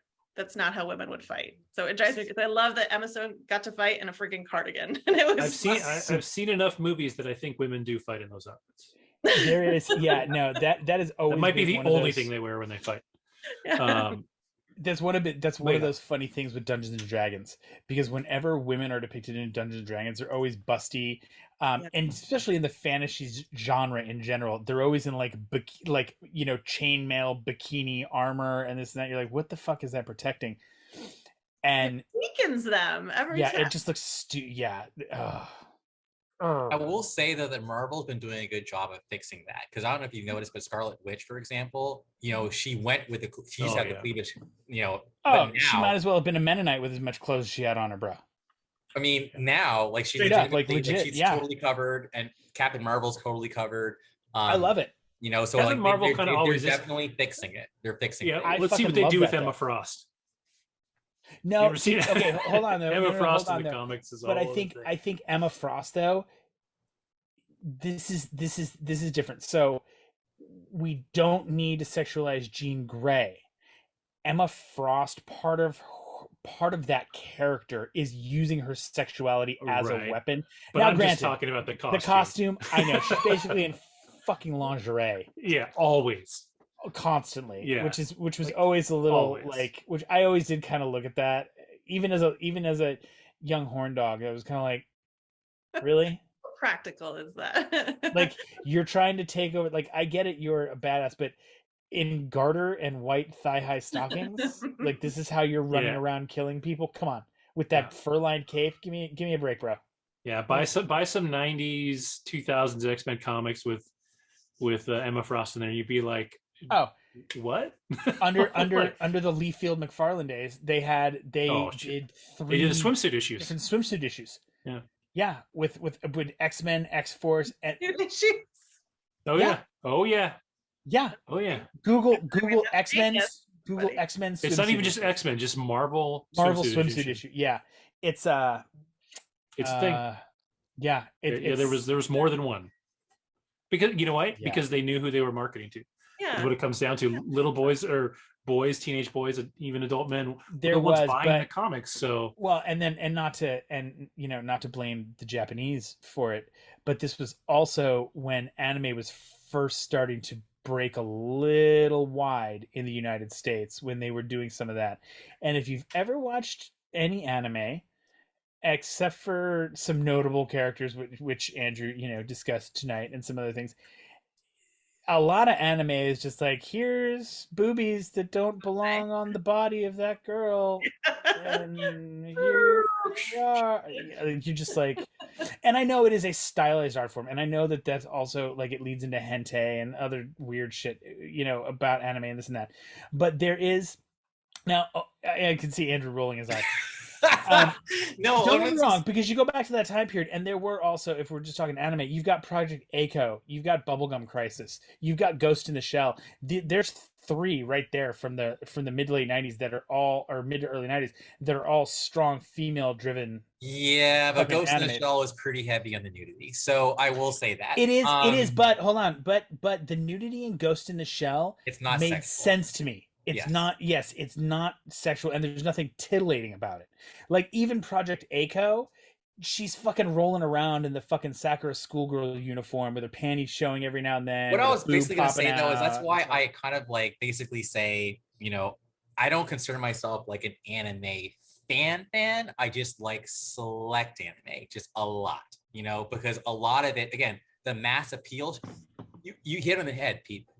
The more mass appeal it got, then the sillier it got. And it just got to be to like, yeah, we're gonna fan service, they call it, you know, and it's like, oh, we're gonna show jiggling boobs and like whatever. Like it's just, it got away from the serious shit that I was talking about and more about just like, it was style over substance. And when I mean style, I mean fan service. Here's the hard part though, is that you're talking about style over substance in anime. That was not aimed at kids.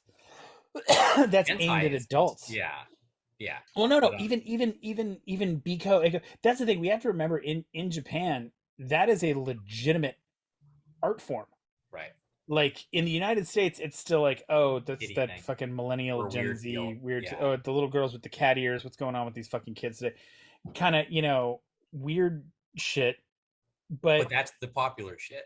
That's the popular shit now. If you go back to when all that was first breaking.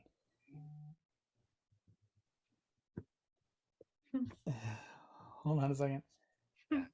Well, and I also don't want to like keep derailing. Speaking of hentai, his alert just came in, so give him a minute. No. Hold on. Anyway, the good news is Robotech. Opie just texted me. He was like, he was just checking how it was going, how my surgery went. And he was like, just realize what day and time it is. Are you recording? I was like, yeah, you want to jump on? He goes, nope. Thanks though. Yeah. Oh, my fucking dog. Yes, I'm sorry, Andrew, go ahead. You were saying I was just gonna say, actually, it's gonna be like totally lame. I totally forgot to mention. I thought of her, but I got validated by my Google search. Anya Taylor-Joy. I thought she was really good in Split. I don't know if Queen's Gambit. And then I was just gonna say Queen's Gambit, and that was actually written and directed by Scott Frank, who went to UCSB, but he graduated in '83. But anyway, his name was all over the place. I think he also worked on Get Shorty. But anyway, Anya Taylor-Joy, I think those two roles were very strong for sure. As in my opinion, is a strong female character. And while I'm at it, I also think Maisel. I was gonna say, actually, this one could be. I could see arguments for being against it, but I just think she's real.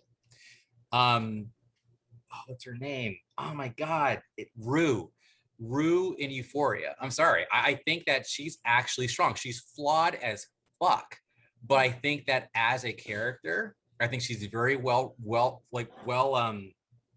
fleshed out. She's the narrator of the series. And she'll be honest. What? This is the Zendaya character. I have yet to watch Euphoria. It's another one that's on my list to watch because I keep hearing it's an amazing show. She already got the Emmy for last season. So I think she'll get the Emmy for this season too. She's fucking amazing. So I want to throw that out there as well for those listening. Yeah, that's a good one. We should actually ask people, and Leah, you are awesome for commenting. But anybody else? She's the only one that likes us. No, anyone else who's watching, comment too, man. Give us your ideas. Definitely, yeah. Please get involved. Let us know who you think strong female roles are. Who do we miss? You know. I mean, well, there's a ton of. There's a ton we miss. I think we're just kind of talking about like our favorites because if we just want to run down the list of strong female characters, like from the beginning I was saying, Rey, has been a wonderful addition to the world of female leads. You've got fucking. That one chick from that movie. You're selling it. There's. By the way, Pete. By the way, my nephew. I actually said, man, I used the chick word. He's like, don't say that. And he was like 10. I couldn't say anything. I was mortified. I was like, no. He's that's funny. Right. He's right. I got checked by a 10-year-old. I don't know if you guys know this, but there used to be. Maybe still is, but up until recently, the idea of women as leads or strong female characters, it was hard to create movies with selling a women with lead character because the male audience if they have to relate to her as they could be her, maybe they could do it better than her, or they could be a badass like her, or they could fuck her. And if it's not one of those two things, then peace out. Like, she's not It's true. interested. Oh no, Kim's right. This is a joke. This is a joke from the 80s, but this is legit. In 1987, do you know what the 3 most popular magazines were for men? Popular Playboy. Mechanics, Boxing, and Playboy. If a man can't fix it, fight it, or fuck it, he doesn't want anything to do with it. So which brings me, I've never seen this movie, and I'm actually embarrassed to admit it, but I'm gotta fix it now. I never saw Thelma and Louise, but apparently that film was groundbreaking from what I understand. I don't know if it like still, Because Gina Davis, I know she did Long Kiss Goodnight, and I think that first of all, Captain Marvel to me basically is a Long Kiss Goodnight ripoff in a way, because they both have Samuel L. Jackson. They both have him being a bit more bumbling. I didn't like the fact that fucking Fury went from Nick Fury badass to bumbling Nick Fury petting cats and getting his eye scratched out. I didn't like that shit. Anyway, well, no, hold on. Because you're just gonna say, oh, that's because the wrong way of looking at that. Because he was wasn't badass Nick Thank Fury you. yet. And you're gonna say that shit, and Yeah. I don't buy that. I still no. I still think people are who they fucking are. They just get better at who they fucking are. He was nothing like no. God, I no. hope not. I'll My kids tell are you fucked what. if that's true. Yeah, dude. If I see what happens when a fucking outer space cat rips your eye out. See what kind of asshole. No, first you of become. all, I wouldn't be petting the fucking cat in the first place, because I'm like, whose cat is this? Whose man's is this? Like, no, dude. Like, no. Dude, some people I'm like sorry. cats, man. Okay, okay. I say in my opinion, you can disagree with it, it's fine. But I personally think that, the inner core of who I am is still who I am. Have I gotten better? I hope so. Pete, I still recognize you from high school. I really fucking do. Thank God. We didn't talk that much in high school, but like I recognize you. But the Nick Fury that we saw in Captain Marvel to me was nothing like who he is now. And I personally, you can call it character development. I call that dumbing him down to make Carol Danvers look better. That is my final answer. I think I had no, another I point, will, but I remember now. So let's get back to Thelma and Louise and Long Kiss Goodnight. So has anybody seen Thelma and Louise? yes. And if so, what were your thoughts on it? Overrated? Because that's the vibe I'm getting right now. I just think it's kind of a little outdated. Yeah. It was like cool for women back then to be like, Yeah. girls stand up, but now it's like, I don't know. I mean, it is on one hand, but it isn't, because like you got granted a couple years apart, but you've got like the Legend of Billie Jean, Yes. where like that we're one. fighting for my to get my brother's moped back and the whole thing, and fair is fair. She's a badass, and she wins in the end. Thelma and Louise, like they literally Thelma and Louise off the fucking cliff. Like it's become a fucking thing. Like they die in the end, which was, I get the point of why they killed it. Like I get it.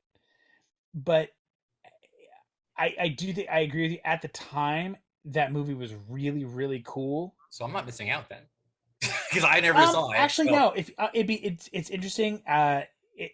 It's a good watch. You can actually. see Brad Pitt where we all. All I know is Brad Pitt made his debut, and it's Susan Sarandon and Gina Davis, and they're Okay, that's all I know. from that same time period, what is the best Brad Pitt role that he played when he was first coming up? Nope. That was like 93.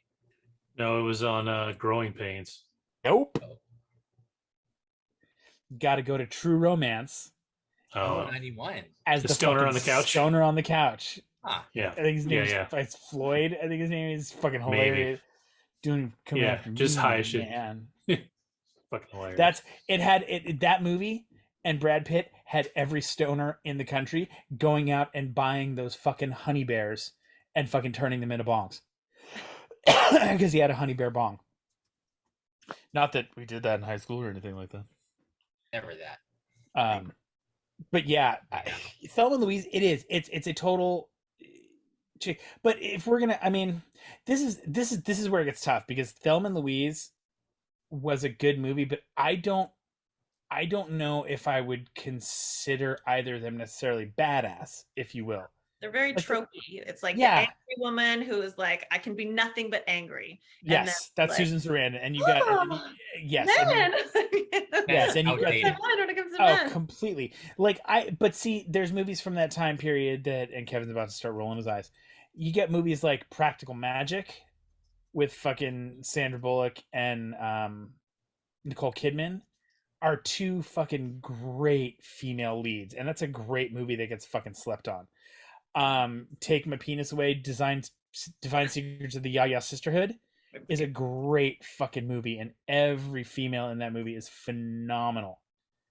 In fact, the more I think about it, Sandra Bullock is really responsible for like a bunch of dope ass female roles in the past like 20 years. But that's neither here nor there. And do you think maybe part of like the complication is like, and I think this applies to all sorts of things, not just strong female characters, but like, what is a strong female character? Like, what makes what is it? Like, what's the definition? And like, could that definition vary from person to person? Yes, from woman to woman. Sure. Like that. Guaranteed. Well, you just look at the film. Just look at the films that the four of us have brought up. You know, in terms of those characters, there is, you know, each one of us has kind of like that one character who is like the physical badass. I mean, we can all be. Let's be real. If we're gonna hand out the best, fucking Ellen Ripley is the dopest fucking female action character, sci-fi female role ever caught on film. You can say what you want about fucking Sarah Connor, awesome, but no. Ellen Ripley is the fucking shit. You can't. It doesn't matter who you are. You are man, woman, 7-year-old child watching it when I wasn't realized they were going to. But Kim, you'll know what I'm talking about when you finish this movie. But get away from her, you bitch. You know, she's gonna drive. Like, as soon as they had a scene where she's like, I can drive the whatever that she gets The loader. That's gonna come into play later. She's gonna be driving. Oh yeah. Just wait. But again though, that was a dope ass scene, right there with Ellen Ripley and just that character and who she was. What can you do? I don't. You know, I feel like the third leg around here. What can I do to help out? I don't know. What can you do? I fucking love Apone for that. And she goes, well, I can drive that loader over there. I've got a class 3 rated. She comes up and does all her bullshit. Picks it up. Where do you want it? Bay 3, please. I'm sorry. I've watched that movie probably more than any other fucking movie I've ever watched in my entire life. Andrew, I wonder, like, I feel like maybe you and I are thinking the same thing, and I'm like, just have to put that out there in case we are. Okay, well, maybe we'll see. But a good contrast of strong female characters in that film are her and Vasquez. And Vasquez actually there's a trope called the Vasquez. Yes. And of course, Letty, Michelle Rodriguez, is like a Vasquez. Keeping the Vasquez alive because Vasquez gets killed. Oh, sorry, shit. No, they're all gets hugged. He gets hugged a lot. So the Vasquez is all like, she got fucking Vasquez, dude. Like, if you were strong and masculine and like badass and you're Latino, you're dead. Yeah. Like, you're fucking dead. And apparently Michelle Rodriguez dies like in everything she does. Like, I haven't seen a lot of her stuff, but apparently it's true. So, but the Vasquez is a real thing. I love that is a real term. Oh, just a real, because we've talked about this in text. And Kim, you need to start catching up. You've got about 2 or 3 weeks to do it. We need to start up with Lost again. I think we've taken enough of a little time period break. I love that. So good. So we're actually, I don't know if you knew this about the show, but we're doing a first time watch through because I've never seen it. Andrew's never seen it. Andy has never seen it. Kevin, it's one of his absolute favorite TV shows. So we're watching it at 2 to 3 episodes at a time. I think we went back and we're just going to do 2, but I'm watching it with my youngest and she gets obsessed with it when we start watching it. Hard not to. So we picked it up. She's picked up, like I was saying, we were watching yesterday. It was either today or yesterday. We're randomly watching some rerun of one of the show Hawaii Five-0, the remake. I had no idea that Jorge Garcia was on that show. So all of a sudden he pops onto the screen and my daughter lost her fucking shit. And I was like, it's Hurley! It's Hurley! She went crazy for that. And she did the same thing when we were watching the Dungeons and Dragons trailer. She goes, Ana Lucia! It's Ana Lucia! Look! It's like, yes. Yes, it is. We're not watching any of the Fast and the Furious movies now. Because I'm not putting up with that. I have to throw this out there before I forget, because we keep talking about women, like the most badass women are like, the ones who are really badass. But I think also a really strong female character does not have to be badass. No. She can be like when you said what I feel like I see is coming in Aliens, totally made me think of Mrs. Weasley. Not to go back to Harry Potter. Molly Weasley. Yes, Molly Get away Weasley. from my daughter, you bitch. Such a badass. Yeah, Yep. she's the ultimate mom. She's ultimate, like she is like woman. And I don't think she bores men when you watch her. And she's not someone that you want to fuck. And she's not, maybe she might. I disagree. Well, okay, she Sorry. had to have been at one point because, well, I don't know. You never know what they look like when they were younger. But I mean, they got like what, 4 kids, twins. Percy. You got Percy, George, and Fred. Ginny. Yeah, they've got fucking 5 kids. Yeah. So that's 4 separate births. So they were really banging each other. They were getting busy. Times. Kim, what did you think I was gonna say? I'm curious now. I don't know why I thought that's what you were gonna say. It was Mrs. or Molly Weasley. Oh, okay, got it. Because it sounds like the same line that maybe is coming in Alien something ish, like with the Newt's like the daughter, like no. Badass women in cinema, the Alien Queen, right? I mean, well, again, I mean, like, yeah, she's I awesome. was keeping that Spoiler. away. Yeah, spoiler. That's why I was gonna say anything. Joyce Spires. Any thoughts on her? I'm getting weird silence. Joyce Myers is. I mean, I feel like that. I was like, wait, the author? But that doesn't. No, Joyce Spires is Stranger Things. It's Winona Ryder's character. I think. Yeah, I mean, she's got a good arc, right? Like she starts off a little weak and timid and all that, and she gets tougher as the show goes on, right? I think the thing that I like about No, the go thing I ahead. like about her. Sorry, yeah, the thing I like about her is that she doesn't back down. Like she'll have a crazy theory. People will be like, yeah, you're nutty. And she's like, no. And she's fucking right. She's calling physicists about magnets and shit. Like, even the whole putting the letters in the wall and being able to communicate with Will, like, I was like, that is badass, because I feel like a lot of times, like, she is the queen of getting gaslit. I think people gaslight the shit out of Joyce, and she just ignores the gaslighting and says, no, I'm not crazy. And this is really what's fucking happening. And she's fucking right. And she proves them right every single time in the show. So that I like about her. And because go ahead. I'm sorry. I thought she's not afraid to be like, she is super mode.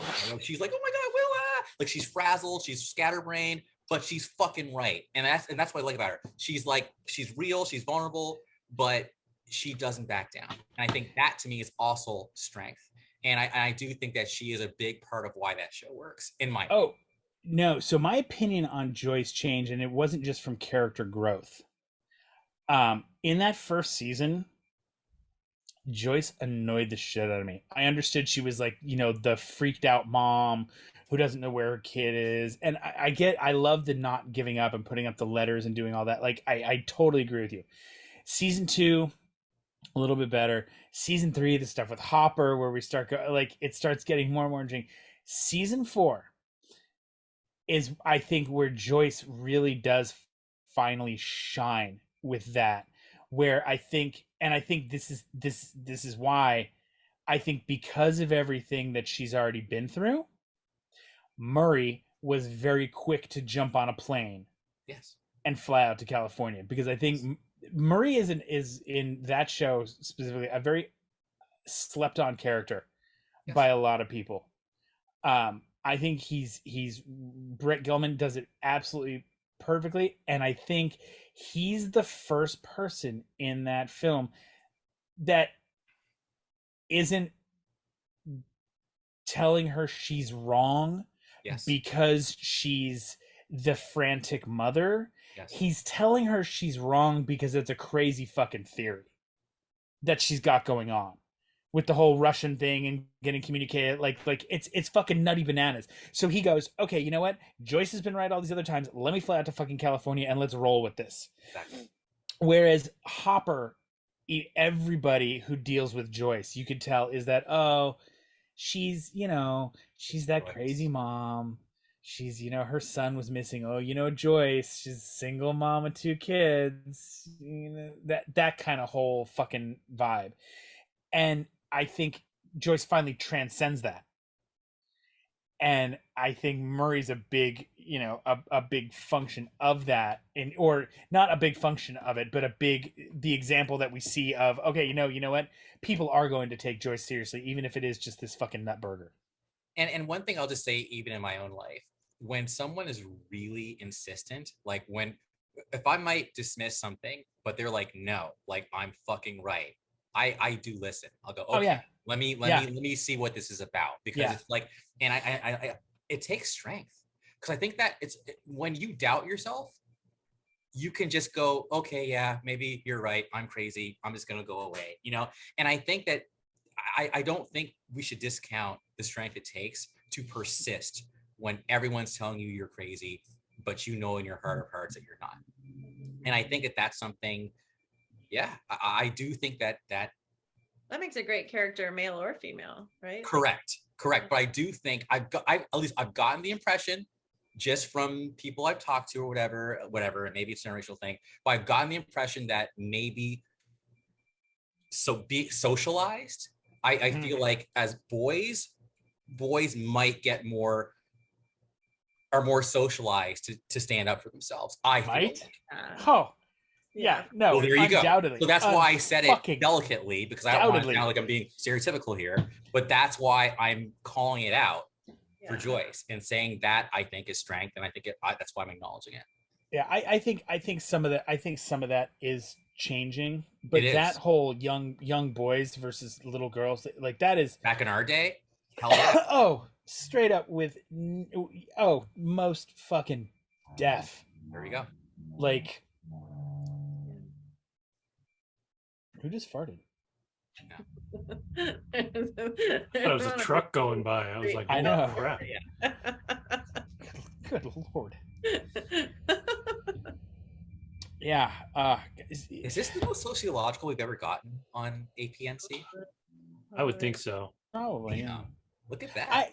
This is such a, not a tough one, but there's so many. Like, I had to pick two when we broke it down, because I knew we were going to talk about and then you Ripley, picked four. You got to pause it. Exactly. But like, I think more and more we're starting to see a lot of really positive. I mean, we're talking Stranger Things right there. One of my fucking wet dream scenario is a fucking Nancy Wheeler fucking what's her bucket? I mentioned it earlier.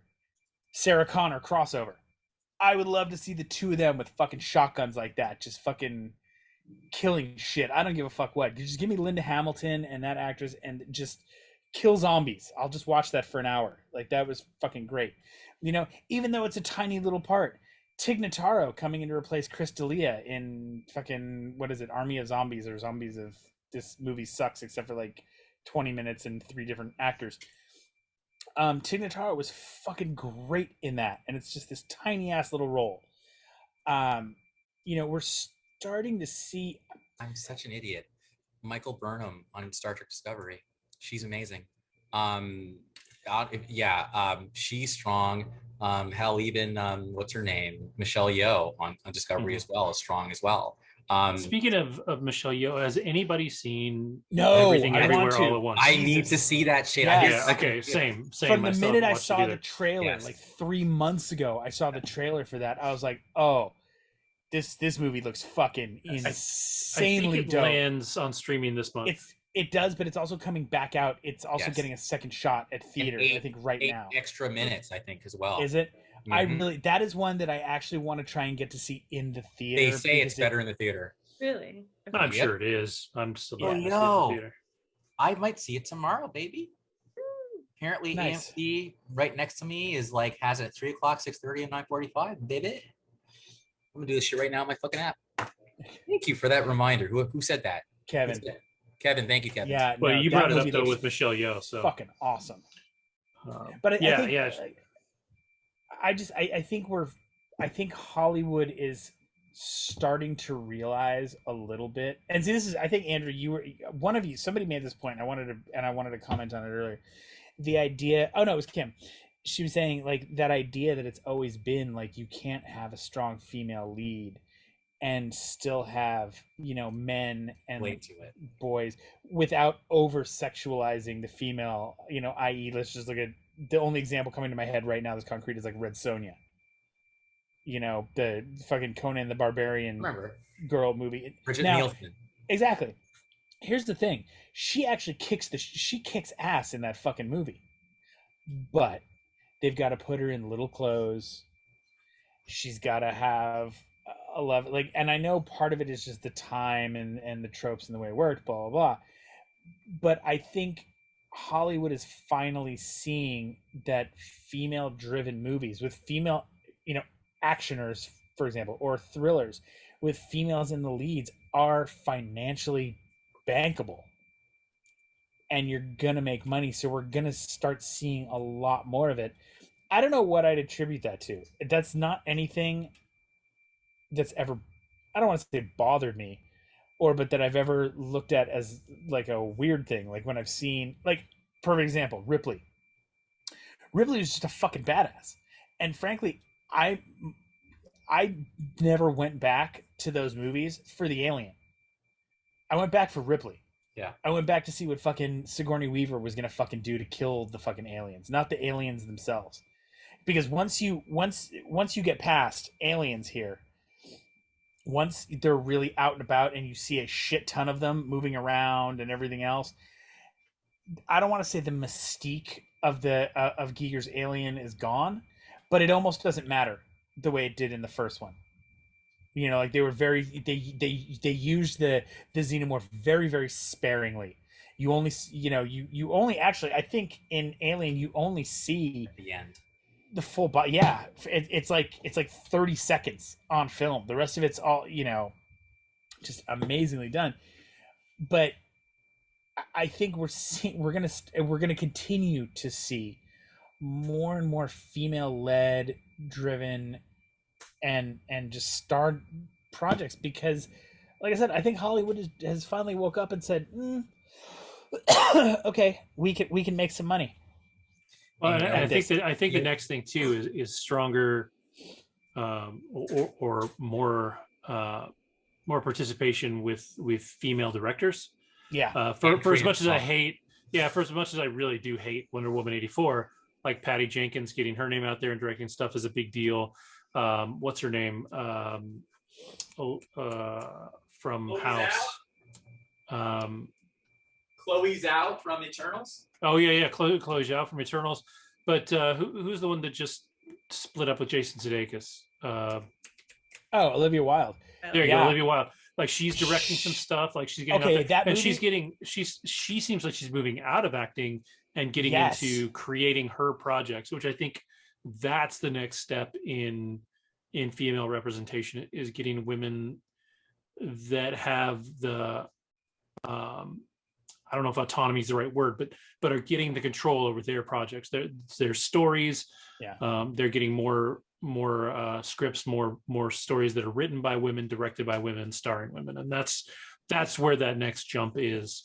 Because we did have a lot of action movies with female characters over the years. We did have a lot of movies with female characters over the years that were kind of running the show, but they were still, even Terminator 2's James Cameron, doing a good female character, but it's James Cameron. Now you've got Olivia Wilde directing,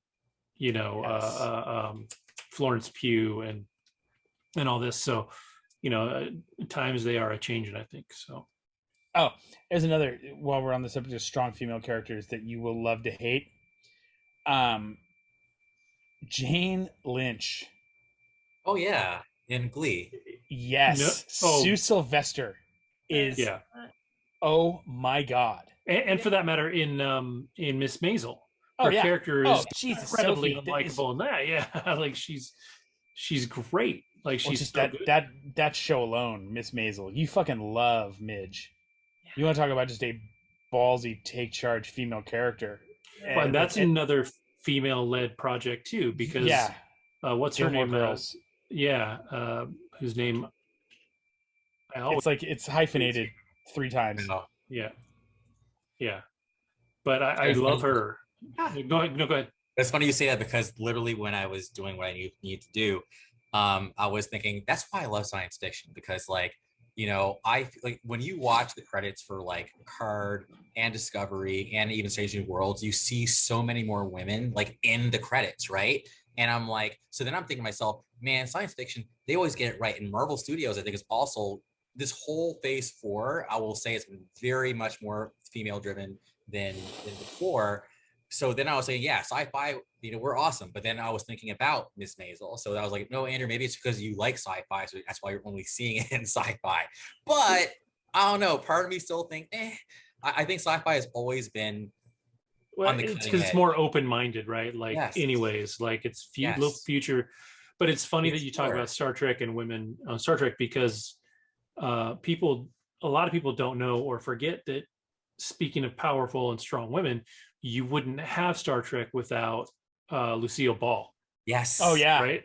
No So, shit. Yes. So you want to talk Fucking about Lucy, son. like, yeah, she was silly or whatever when she had her show, but behind the scenes, she was an absolute powerhouse. Power broker. You know, yes. Have you guys watched that the what's it called? It's Lucy and Desi that on no, the fucking, one with Nicole Kidman and what's his Javier face? Bardem. Yeah, It's so fucking good. It's not what you expect it to be. Don't like it. It is not laugh a minute. It's so good. I'm not going to say anything else about it until somebody else watches it because I want to be able to discuss it. It's really good. I know it got panned by a lot of people. Nicole Kidman is fucking great in it. I think it got panned because people were expecting something completely different out of it, and it's not what they got. But it is such a great look at that little behind the scenes and the two of them, and exactly what you were just talking about with how much power Lucille Ball actually wielded versus how much she thought she wielded. Like it's a really cool movie. And she, yeah, Lucille Ball, Thank Joan you, Rivers. Lucille. You saved Star Trek. she did. Really like, did. legit. Yep. Yas, Queen. Going back to pizza. Yeah. Don't ever go back to whatever Pete did. Don't ever go back to what Pete did. Right. Yeah, this was a fun one again. It was good. And Always it a was pleasure. definitely, I think, thought provoking, and hopefully we'll get some more comments. And Maybe Nice. maybe Leo will just comment twice. so Does she have an totally alt random. account? We should have Leah on the show as well. We should have Leah on the show actually. But it's even 1 hour ahead for her because they're on is it? Hispanic time. Oh yeah, I used to live in Nova Scotia. It's so right now it's 3:32 over there. It's an extra time zone away. Yes, by That's 1 hour. crazy. And then Newfoundland Nice. is a half hour ahead. So it's like Newfoundland's an hour and a half ahead of Eastern time. That's just Totally weird. random. Now you broke shit. Fucking newfies. Anyway, That's a slur, dude. I know. Jesus, I know. Fuck it, they're Canadian. What do they know? What do they care? I'm just Okay. Yeah. Even though I've lived in the US way longer than Canada. Oh, easy there. We're not going to upset any viewers from America's Hat because they know where they live. Well, So- considering that the one consistent commenter is from America's Hat, I don't know. I would rethink. Okay, no. Now hold on. I'm Maybe busting not your get balls. stuck I'm joke. busting your balls about Canada. But understand. So after my surgery on the particular anti-inflammatory that I was on, I couldn't drink coffee because coffee, red wine. There's something about the tannins in coffee and red wine. So I had been waiting. I hadn't had coffee for going on 3 weeks, and our friends got their relatives who were coming in from Toronto to bring me a pound of Timmy's coffee. Aw. And I promptly went through that entire pound of coffee and like, oh God. Tim Hortons coffee, y'all. I told her she was so cute. They were like, "Do you want us to bring you some Timbits?" I'm like, "No, just the coffee. Just the Timbits will travel well, and I won't see you in time to make that work." I busted Canadians' balls, but they're a wonderful people. We really are. And Tim Hortons might even like sponsor us now. That'd be dope. That would be awesome. Oh my God. There's one in San Jose, I think. No, they're actually entering the United States. They're starting they're to. owned by the same brand as well, because of my job, I know this, but like RBI owns Popeyes, Burger King, and Tim Hortons. Oh, So nice. it's all owned by the same people in Florida. Nice. Tim Hortons is good. Like Tim Hortons, it's taken so long for Dunkin' Donuts to make it out to the West Coast here. It Yeah. never should have. It never should have. Dunkin' is garbage. No, I like Dunkin's regular coffee, and the No, their Munchkins are pretty coffee good. is bullshit. I think they're just regular. You're just getting used. The problem is you're getting used to fucking East Coast. Like you order a coffee and they're like coffee regular, and they just hand you cream and sugar in your fucking coffee because you're just not used to it yet. No, Dunkin' So- is garbage. Dunkin' is absolute dog poo in a cup. Get a Dunkachino. I'm sorry. I like Dunkin' coffee. I kind of like it too. I always have Dunkies. But I'm not really a coffee Garbage. drinker. No. Kim, are you a coffee drinker? I am, but I haven't had Dunkin' other than out of a Keurig, which I think is all the same coffee. Yeah, that's all. Yeah, More or less. and, Yeah, no, and there's- Dunkin's donuts are awful too. So the donuts are it's- terrible. Yeah, They all taste like yesterday's donuts. They're all stale and gross. Dunkin' can suck it. Plus, Dunkin' is a shitty business model. When they come into it town, is. they park themselves next to an existing donut shop and run them out of business. Yeah. Wow. Oh, Like, yeah, as no, a it's business model, they do that. They tried to do it in Tracy when I was living there. They literally in the same parking lot, like 100 feet away. Yeah. Yeah, I was It's like, you guys are it's fucking really dicks. kind of sad. There's one up in Walnut Creek right now that is actually doing pretty well. So it seems like it's going to be there for a while. It's very interesting because it's in a fucking strip mall right behind Broadway Plaza, and it's like in a shitty little strip mall with like a vape shop and some sort of weird shit. Like it's not even a good strip mall. It's like, what are you doing? You're Dunkin' Donuts. Come on. My 12-year-old legitimately thought a strip mall is like a bunch of strip clubs. He was trying to ask me, and he goes, "So, a strip mall, is it like a stripper place and a stripper place?" And I'm like, "Oh, you've been thinking about that." And also, where can I find one? I know. Can I have a ride? So I know where not to go. That's why I'm asking. That's Yeah. Sounds seedy. I don't want to run into Uncle Pete. Right. Now, never been a big fan. Like legitimately, I think there's a lot of. I think that's a good on you. If that's your thing. I don't yuck anybody's yum, but it just never been that appealing to me because it's just it's a lot of money that you spend at the end for like nothing. And unless you're wearing like Adidas sweatpants, the whole lap dance is kind of pointless because then you're just like rubbing a hole in your junk with the zipper on your pants. I don't know. That's just the way I look at it. That's me. What are you gonna do?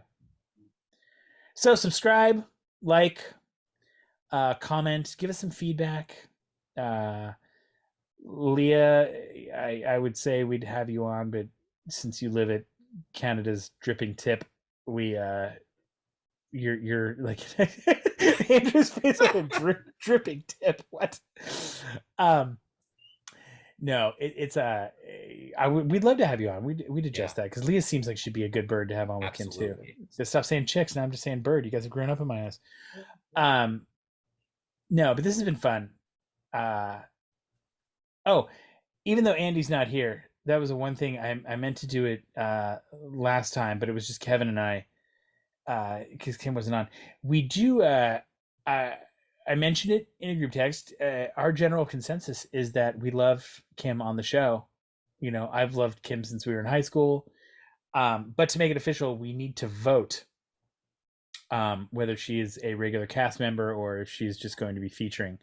So, all in favor of having Kim be a regular cast member on the show, raise your hand. Look, you can vote. You can say no.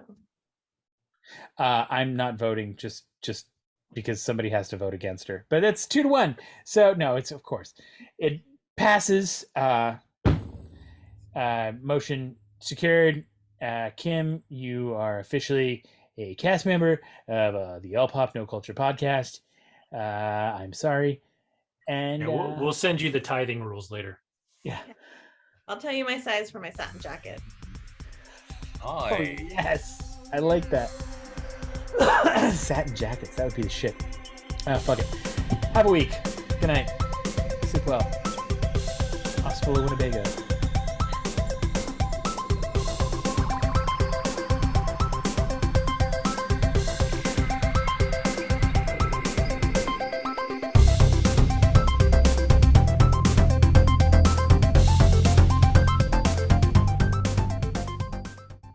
I love Mira Sorvino. Huge Mira Sorvino crush in the 90s. Can't wait to talk about that one because I have. Kevin. What was that? Well, we'll talk about it when you think. I said you had so many crushes. There's so many people like, oh, I love her. I would die for her. Oh, she's beautiful. Yeah, in like the 90s, I was like the town bicycle. I was a town bicycle. I got around, man, with people that I could never meet or get near without, being arrested. I like my first Jennifer Connelly career opportunities on the quarter Runner horse. Come on, that Phoebe wasn't Cates fair. for me as well. See, I think I missed Fast Times when it was like a big deal. So by the time, I watched it, sure, she's cute or whatever, but I was older and. No, yeah. See, I didn't. That was like my first remembered boner. Like that. Yeah, like that. It's the first time that I can remember that I was like, whoa. That's when Phoebe Cates pops out of the pool, man.